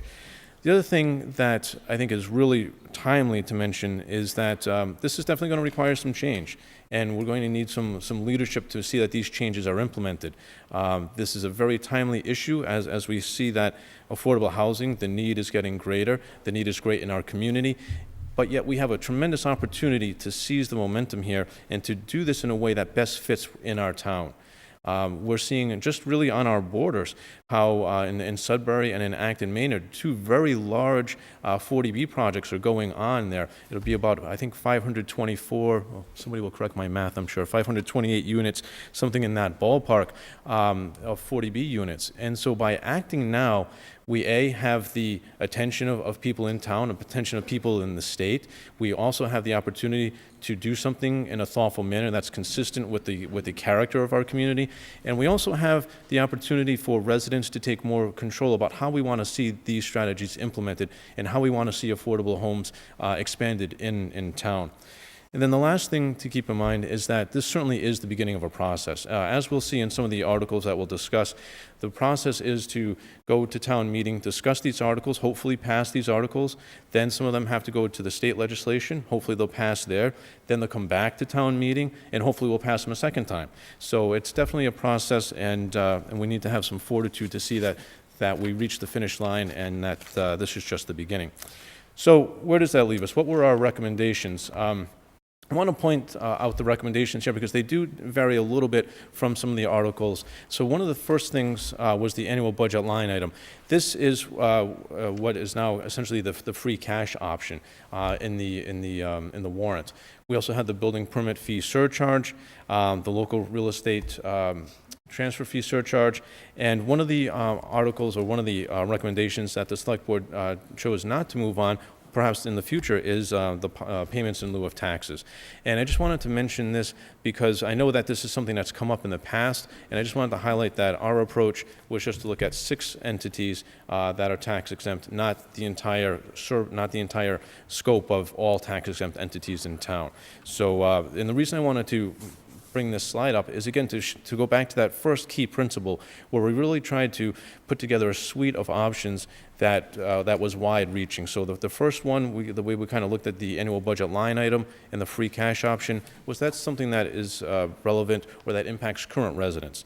The second one, the building permit fee surcharge, was something that kind of would be a contribution from builders, if you will, of large homes in our community. And the third one is really was kind of geared to folks who are coming into our community, who are residents looking to buy homes in our community. And then the third one are some of the larger tax-exempt entities in our town. So where does that leave us? So Article 23, and let me just preface this. I have all the articles in the same presentation, so I'll go through the slides for Article 23. Happy to take any questions, and then we can move on to the other articles from there. So you see some of the text, or the warrant article text for Article 23 here.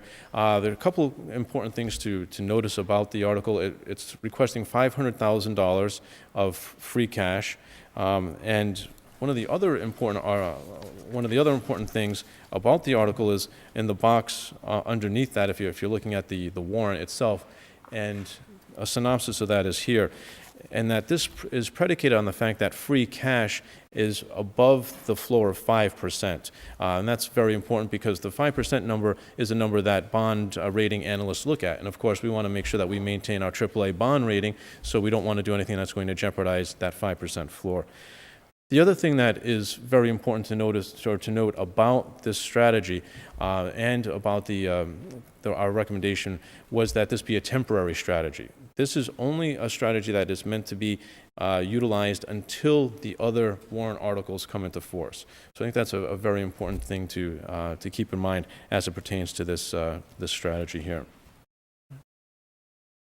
In this article here, this slide here just shows a little bit some of the differences between what the committee was looking at and what you see in the warrant article, and I just wanted to put that up for some reference there. One thing about this article that, this slide that I do want to point out is the utilization of free cash for affordable housing purposes is something that other communities do. Brookline is one community that does this, and you can see the reference there in terms of how they utilize it for their affordable housing trust fund. So, having said that, happy to take any questions on Article 23. Yeah. Todd, I always get a different answer to this question. What is the percent of affordable housing in Concord right now? That is a question that does have some moving answers. So the last number that I'm aware of in terms of the number is 10.27%, I believe. And then some folks, so that's the kind of the SHI number. We're at 10.27, and the reason that that's important is that that's the kind of magic 10% number. If a community is above that 10% number, then in theory they don't have to worry about 40B implications. So my understanding, and Liz, correct me if I'm wrong, but are we at 10.27 or 10.72 or? Right, okay. Liz is looking at that. And then and part of the discussion about affordable housing is some folks will say, well, wait a minute, that's great that we're at 10.27 or whatever the number is for the sustainable housing inventory, which is the state barometer.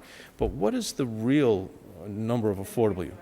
10.52, all right, so I was in the ballpark there. But the other point I want to draw attention to is that sustainable housing inventory number, that 10.52%, also includes market rate units. So when a large project, most recently the Muse, and there were, 200, 300 units in the Muse, when that project when it meets its affordable housing requirement, all of those units come in. So some folks have pointed out that our real effective number of affordable housing units is really about 5.34%. So that may be some of the reason that you hear some of that variability. Of course, the variability, that number will change a little bit as new housing is constructed and smaller homes are torn down, new housing is built, so it will vary a little bit. Why would it vary? Because it's contingent upon the number of homes that we have in the community. So if we have more building, then that ratio will change in terms of how much is affordable versus how much the community has, how much of the total housing stock. Brand new homes are built, not if existing homes are replaced with bigger homes. Right. Yeah. So Todd, when you talk about affordable housing in the context of these articles, are you talking about housing that would count as in the affordable housing inventory, or are you talking about a different definition of affordable, which would be the working people? Because a lot of working people like nurses, they don't qualify for the housing that counts in Liz's number. So what are we talking about when we say affordable? So we're talking about both, and that's something that the committee talked about and really looked at. Our belief is that, not just our belief, but when we look at the housing production plan from 2015, when we look at the Concord Long Range Plan, it's evident that our community needs both kinds of housing. And so as our committee met, we worked hard to identify ways that would address both of those issues, because you're right, the kind of, if we call it the workforce housing or the moderate income housing, is something that does not get represented in the sustainable housing inventory, but nonetheless it's something that's crucial for the sustainability of town. So who would decide how this money is spent, and whether it's spent in fact on workforce housing or the housing inventory? Who would make that decision?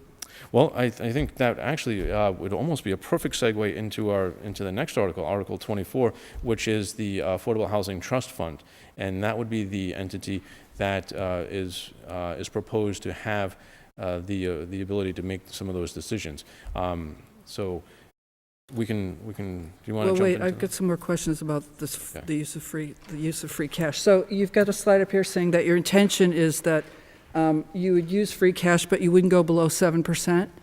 Well, I should actually... Because that's not what's written in the article. Right, and so I just wanted to make sure, because part of the article said that the free cash was something that we recommended. And so our recommendation for free cash is a little bit different than what was in the article, and I just wanted to make sure that people understood the difference. Okay, so here you're talking about what your committee recommended versus what is in the article. So in the article, though, there's no limit on how often we might go back, or there's no limit on how low we would let free cash go. It's just $500,000. Right. Well, and I'll step back here. The article does mention a 5% floor. of free cash. So, Well, as So- information only, it's not really. It's not codified in any way, it's just information. okay. So this particular article, the way I read it, is saying we're going to ask to use $500,000 of money that's raised through property tax to fund affordable housing, and that's it. So just wanted to be clear on that. Well, and now let me see here, and the article also does go on to say that it will be to support affordable housing until such time as other housing revenues are generated should Articles 24, 25, and 26 be approved. So the intention is that this be a temporary funding source. And so If those other articles are approved. if there's a Right, yeah. right. That's an if. There's a big if there. It says for this year, it says, this is just an article that applies to this year. Right. And the funds would be expended under the direction of the town manager on such terms and conditions as the select board may determine. So just be So the that town would be manager. for this year, the 500,000. Right. And then they could do the same article for the next 3 or 4 years. Well, actually, Phil, thanks for mentioning that, because this is something that would have to be brought forward at town meeting every year. Right. And Tom, I'm correct in that, right? Yeah, it is so.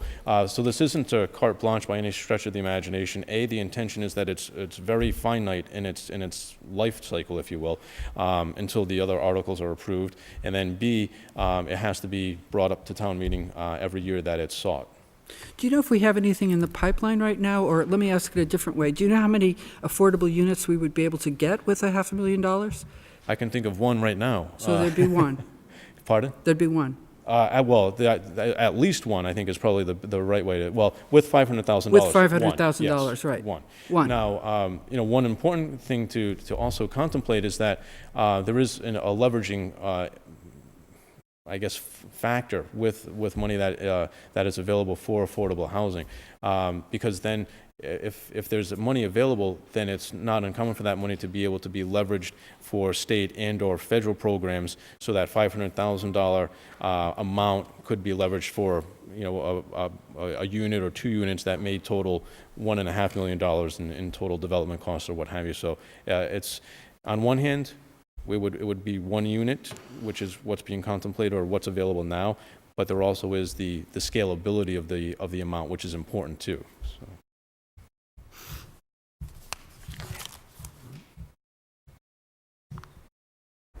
Okay, all right. So I will move on to Article 24. Let me just bring my slide up here. Okay, there we go.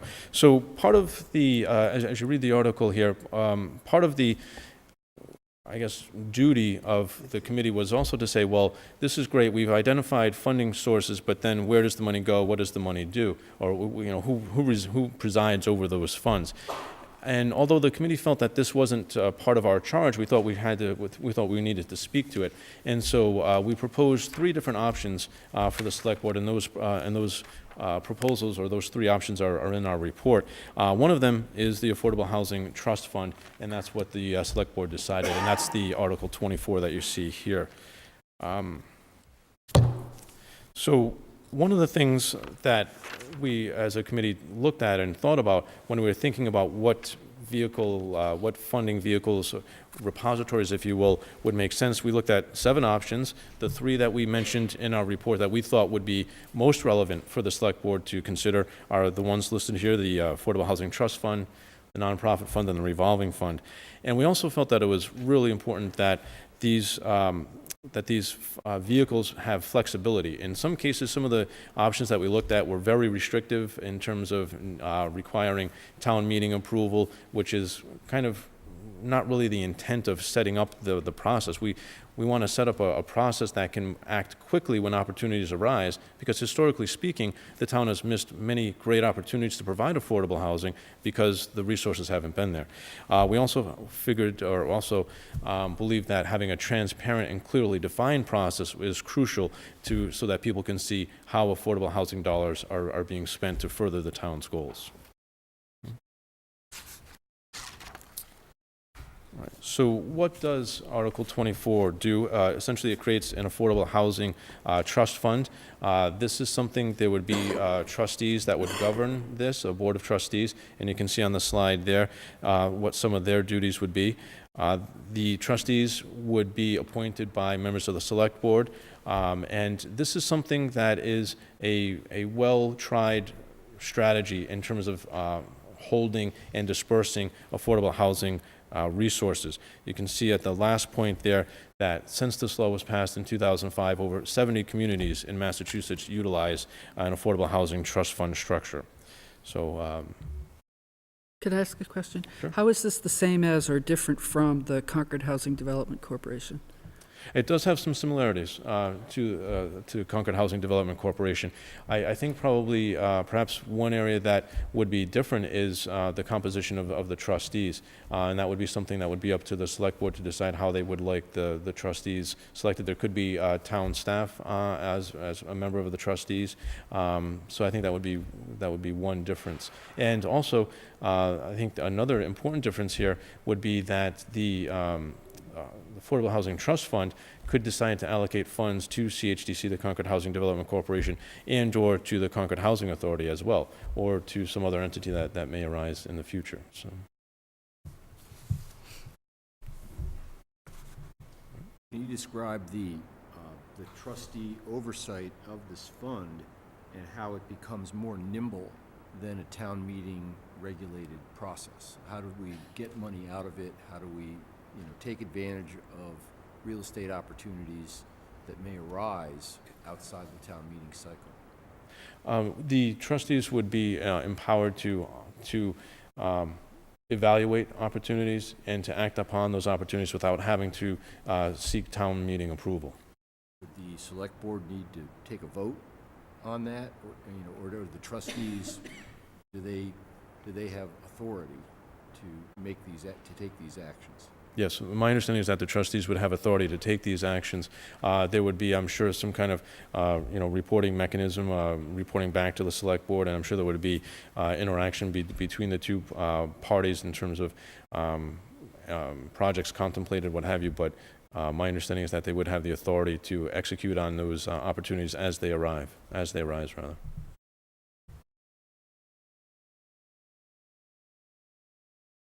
Okay.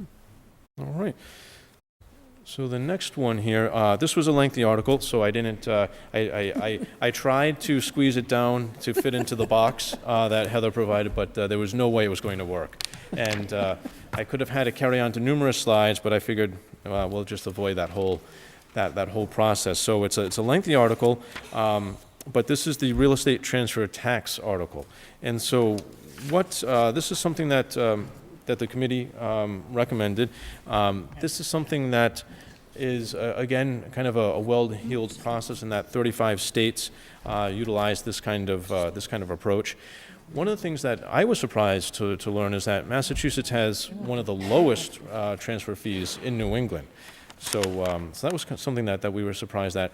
One of the recommendations that the committee came to as it pertains to this is that this surcharge would be something that would be paid by buyers. So we would not be burdening existing residents. And this is also something that was recommended by the Concord Long Range Planning Committee as well. A couple of communities in Massachusetts that utilize this are Cape Cod, Martha's Vineyard, and Nantucket. In my experience, in the real estate world, kind of on the institutional side of real estate, in dealing with individual investors and institutional investors and everybody in between, and dealing with real estate nonprofit organizations, I've never heard of an instance where people don't go ahead and buy something because of a real estate transfer tax surcharge. I don't know if that's ever happened, but that is something that's arisen, that question that arose at another meeting. So, but I've never heard of anything like that occurring. This slide here, it shows you where Massachusetts stacks up compared to our neighbors in New England. As you can see, we're pretty much right there at the bottom, 0.456%. If we were to add this 1% surcharge, we would be in with Connecticut, Vermont, and New Hampshire. as you see there. Okay. So that is the Article 25. I'm happy to take any questions about that. Oh, okay, I see some folks queuing. He's not going to ask, he wants it. Here comes the crowd. Terry Rothermel, 330 Musketick Road. In an earlier draft of your committee, I believe this article pertained to commercial transfers as well as residential transfers. Is that your understanding? And if so, maybe it was a mistake and it might be replaced, but that brings up the question of scope. Do we know what happened to that initial wording? That was a question that many of us had. So thank you for mentioning that. Tom, would you like to speak to it, or? I might be able to answer that. In that my understanding, I did raise that with the town manager after attending the meeting, and that our town attorney modeled the warrant article on the other towns in Massachusetts which did not have the commercial. We're checking to see, we think we can have that remedied either by a floor amendment or perhaps the select board can alter it before town meeting. Great, thanks. Hi, Dee Ortner, 169 Thoreau Street. And just to add on to that, in the CPC, the surcharge is applied to both residential and commercial properties. So there's some additional information there that you might be able to use. Also, it's I think one of the people, I couldn't see you behind the screen here, but one of the other people was talking about, I think it was a nurse, who was talking about affordability and the affordability of housing for people who are, who don't qualify for it. And the idea of commercial businesses in town, they're looking for people to work at their businesses, right? So if there were opportunities for people to live in the town in which they work, this would be a benefit to our town as well. Yeah. Oh, I wholeheartedly agree, and yeah, I agree with you 100% on that. I think that when we look at affordable housing, it's not just something that perhaps we think that we should do because we want to be good neighbors and because we want to help people out. There is an economic development component that is well attested to, and for the impact of affordable housing, and I think would help support our business community and the financial and economic sustainability of the town. I agree with you. Oh, great, thank you. Hi, my name is Tom Matthews. I'm at 135 Elsinore Street. Did you look at increasing the CPA tax from 1.5% to 3% before instituting the real estate transfer tax? Yes, we did. Our committee looked at that. We looked at that a couple of different ways, and for the marginal benefit of what would result, particularly given the fact that the matching from the state is decreasing, we felt that wouldn't be prudent. And in addition, it would be another adding another layer onto existing taxpayers. So the Vineyard, the Cape, and the Islands, 50% of their transactions are second homes, and they also have a personal or real estate tax, the primary residence tax. So how would you do it? In Concord, 30% of the sales are conducted within people moving either up in town or down in town. So I would see them being taxed twice. So how do you feel this transfer tax will apply for that situation? Yeah, that's something that as a committee we looked at and thought about that as well, and I think that's something that we're definitely going to have to figure out and think about. We did have some exclusions that we thought about that would be relevant to this. For example, homes that were under a certain break-even point of 110% of area median income in our recommendation. So it's something that is not in the current article as written, but I think this is one of the things that highlights the importance of this process. And one of the things about the process is that if this article is passed in its general form now, essentially what that allows is for the select board to go to the state legislature and say, we'd like a home rule petition to that you'd allow us to do this. And then that has to come back to the town, so we'd have another set of discussions. And at that point, I think is really where we would start to get into some of these details to make sure that the concerns that you raised and the concerns that other people have raised are heard and acted upon at that point. So I think the scope, the frame to keep in mind for this article and the next article is that they're a little bit more general than originally intended, but that generability is to ease the conversation at the local level and the state level, and then it still has to come back to the town. Can I ask one final question? Sure. Why do you think it'll just be the buyer that will pay for this? Because in my experience, I've been in the real estate world for about 18 years, and we're in a bull market run-up. But if we were in a soft market, why wouldn't the seller pay for it? Well, as it is now, the seller and the buyer do pay in Massachusetts, or the seller pays in Massachusetts already. $4.56 per thousand. Right. And so we thought that it wouldn't be beneficial to kind of lay this on the seller already, because they are already contributing. I guess that's one of the market rate forces that we probably, it's tough to speak to in terms of that. I don't know of any instances where a stamp tax or a transfer tax has led to somebody not consummating a real estate transfer. If you do, it really... The difference here is that we would be the only community other than the Cape and Islands with transfer tax. So then it would push people to communities like Lexington and other areas where there are great schools. So I'm just curious. I mean, I fully support affordable housing and raising money for it, but I think using a transfer tax is discriminatory on the 400 people who sell per year. I mean, we all contribute to the senior means tax right now by paying 3 cents more % on our taxes. Why not extend the burden of this through a tax that everyone can participate in, rather than just buyers and sellers? Right. Because our town is already tough. My wife and I had to buy a 1,400 square foot ranch to get into this town, Right. and and paid a lot of money for it. And it's just why make it harder to get into Concord. It's like a great community. Yeah. I want to say that.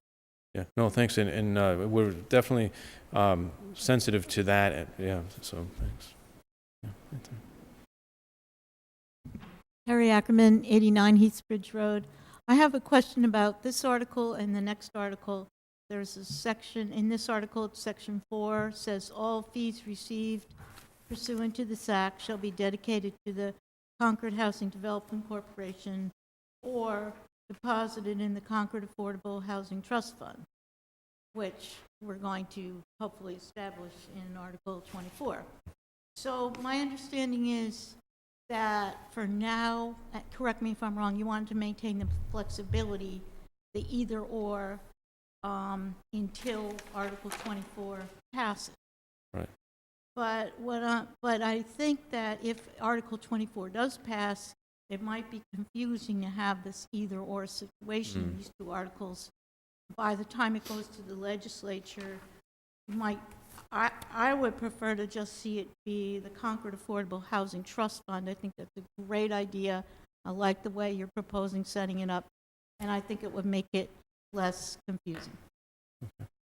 Yeah. So you're right, that my understanding of the reason for the wording of that article is essentially to maintain the severability of the articles in case by some chance Article 24 didn't pass. That's my understanding. Right. So I'm wondering if you would consider an amendment that would say something like, in the event that we have a housing affordable trust fund, it would go there. You know what I mean? Some Yeah. way to wordsmith.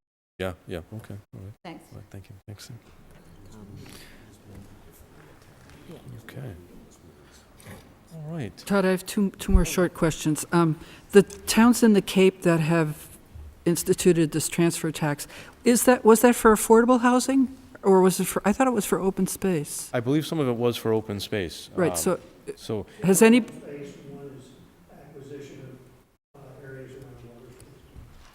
I'm sorry?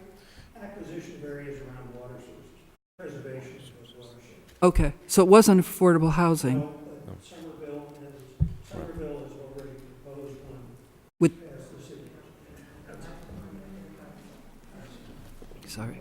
Ridgefield at 347 Lexington Road. Yes. Somerville has already passed at the city council level a fee like transfer fee, and it's under active discussion in Cambridge.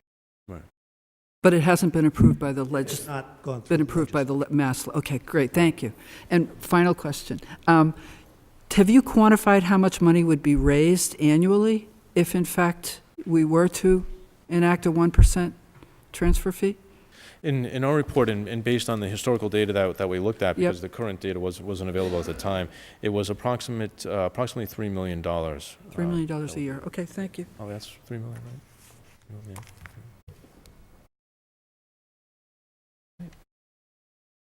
Okay, so why don't we move on to the last article, and again, this was a lengthy article, so I did not put it in the box here, but this is the building permit fee surcharge article here. So this article was based on Charles Phillips' concept, and Charles Phillips was instrumental in really bringing this whole entire conversation to where it is today, and to having the Affordable Housing Funding Committee become an entity, and to really to get us to where we are now. So we can't, we owe him a huge debt of gratitude to really bringing this into the public discourse in this manner. And so the intention of this article was to look at the construction value for improvements in one's real estate.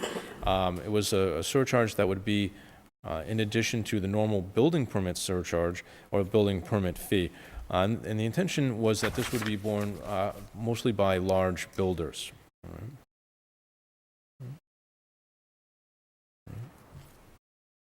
This chart here gives a little bit of an explanation or graphical representation of kind of the sliding scale nature of this strategy. So really kind of felt that this was a progressive approach where larger projects would pay more than smaller projects. And the chart that you see there is something that is included in our report as well.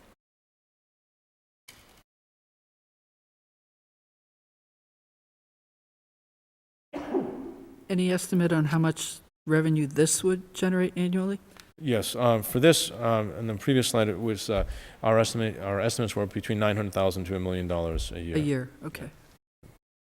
And so, so actually, just to kind of maybe put it in context a little bit, we had the free cash, which was $500,000 a year, the building permit fee surcharge, which would be about $1 million, the real estate transfer surcharge, which would be about $3 million. Great, thank you. But of course, we have to keep in mind that free cash amount would sunset. You know, after some point that would go away. So that $500,000 allocation for free cash is not in perpetuity. All right. Well, seeing no other questions, I will. Oh, Carmen, do you have a question? Todd, Carmen Reese, 52 Devon Street. I just have one question for you. I take it that you're adding the current base permit and the proposed rate so that you're going to have, I think it would be super helpful to have a third column that just adds the numbers. So Adds the numbers, yeah. See what you're, Okay. what you're intending. Yeah, and you are right, Carmen. The middle column is the current base permit fee, so that stays, and that would be in addition to the surcharge. Yeah. All right. Hi, I'm Alice Kaufman, Lowell Road, also a member of the Select Board, but not speaking to the board. So I was looking at these, and I just had a curiosity. If 25 and 26 both pass, it would have the potential that a buyer would be taxed twice, once on a building permit surcharge, because there may be renovations to the house that's purchased, as well as a transfer tax. To me, that doesn't seem fair. You know, perhaps we should look at how to make that more equitable for someone who's buying with the intent of doing some modest renovations even. Mm-hmm. Okay. Yeah. Yeah, I bought a house and I'm renovating it. I should. Rich Feely, 347 Lexington Road. I'm really pleased to see both the Select Board and the Affordable Housing Committee recommending this, and I hope the Finance Committee will see fit to recommend its passage as well. I'd like to point out, in answer to your question, not only could we leverage state and federal funding, but with the trust fund and the ability to move relatively quickly with these amounts, we could buy houses and put them up for sale for people in that income group, the working group, where they would actually pay something towards it, and ultimately the Affordable Housing Trust Fund would only have to support the difference between that amount, and then the property is deed restricted for income eligibility from there on out. So it does give us a chance to leverage that kind of workforce housing. And I also like the fact that the $500,000 appropriation would only take us down from 10% to 9.5% free cash, and we can work our way out of that with these two if they pass. And ultimately, we don't have the leverage that a big city like Boston does.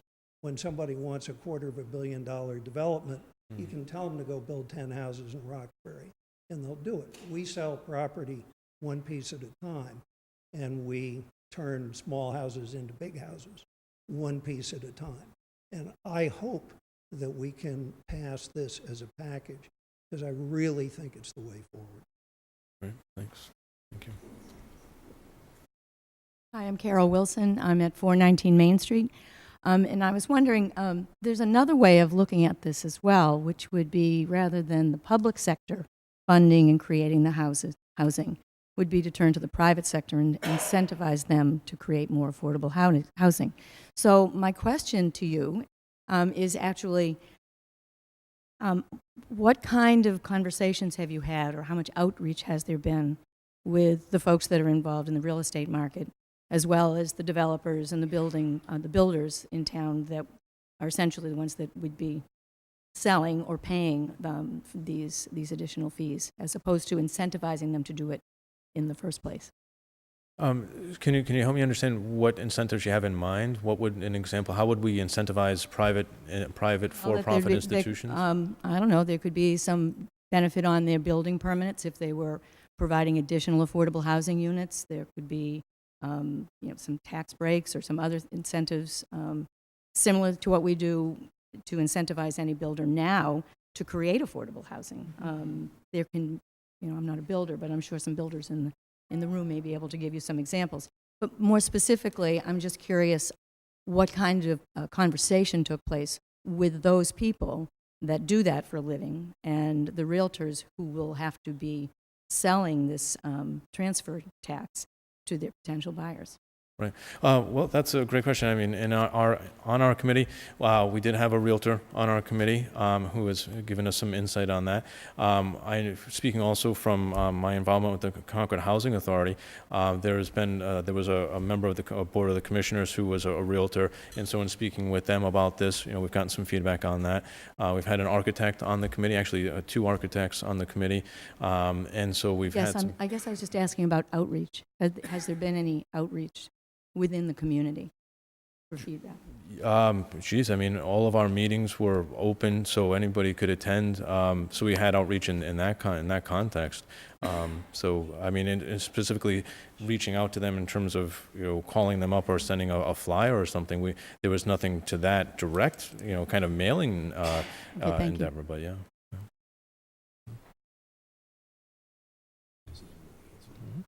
All right. Great. Well, thanks everyone.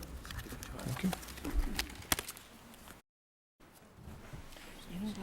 Concord Green Horizon is affordable housing, but it wasn't listed. It doesn't count in the invitation. But many people There's no slides. Tweak some. Again, I'm Carrie LaFleur, the Finance Director, and the last article to take up this evening is Article 46, and it's unpaid bills, and there is no motion expected under this article.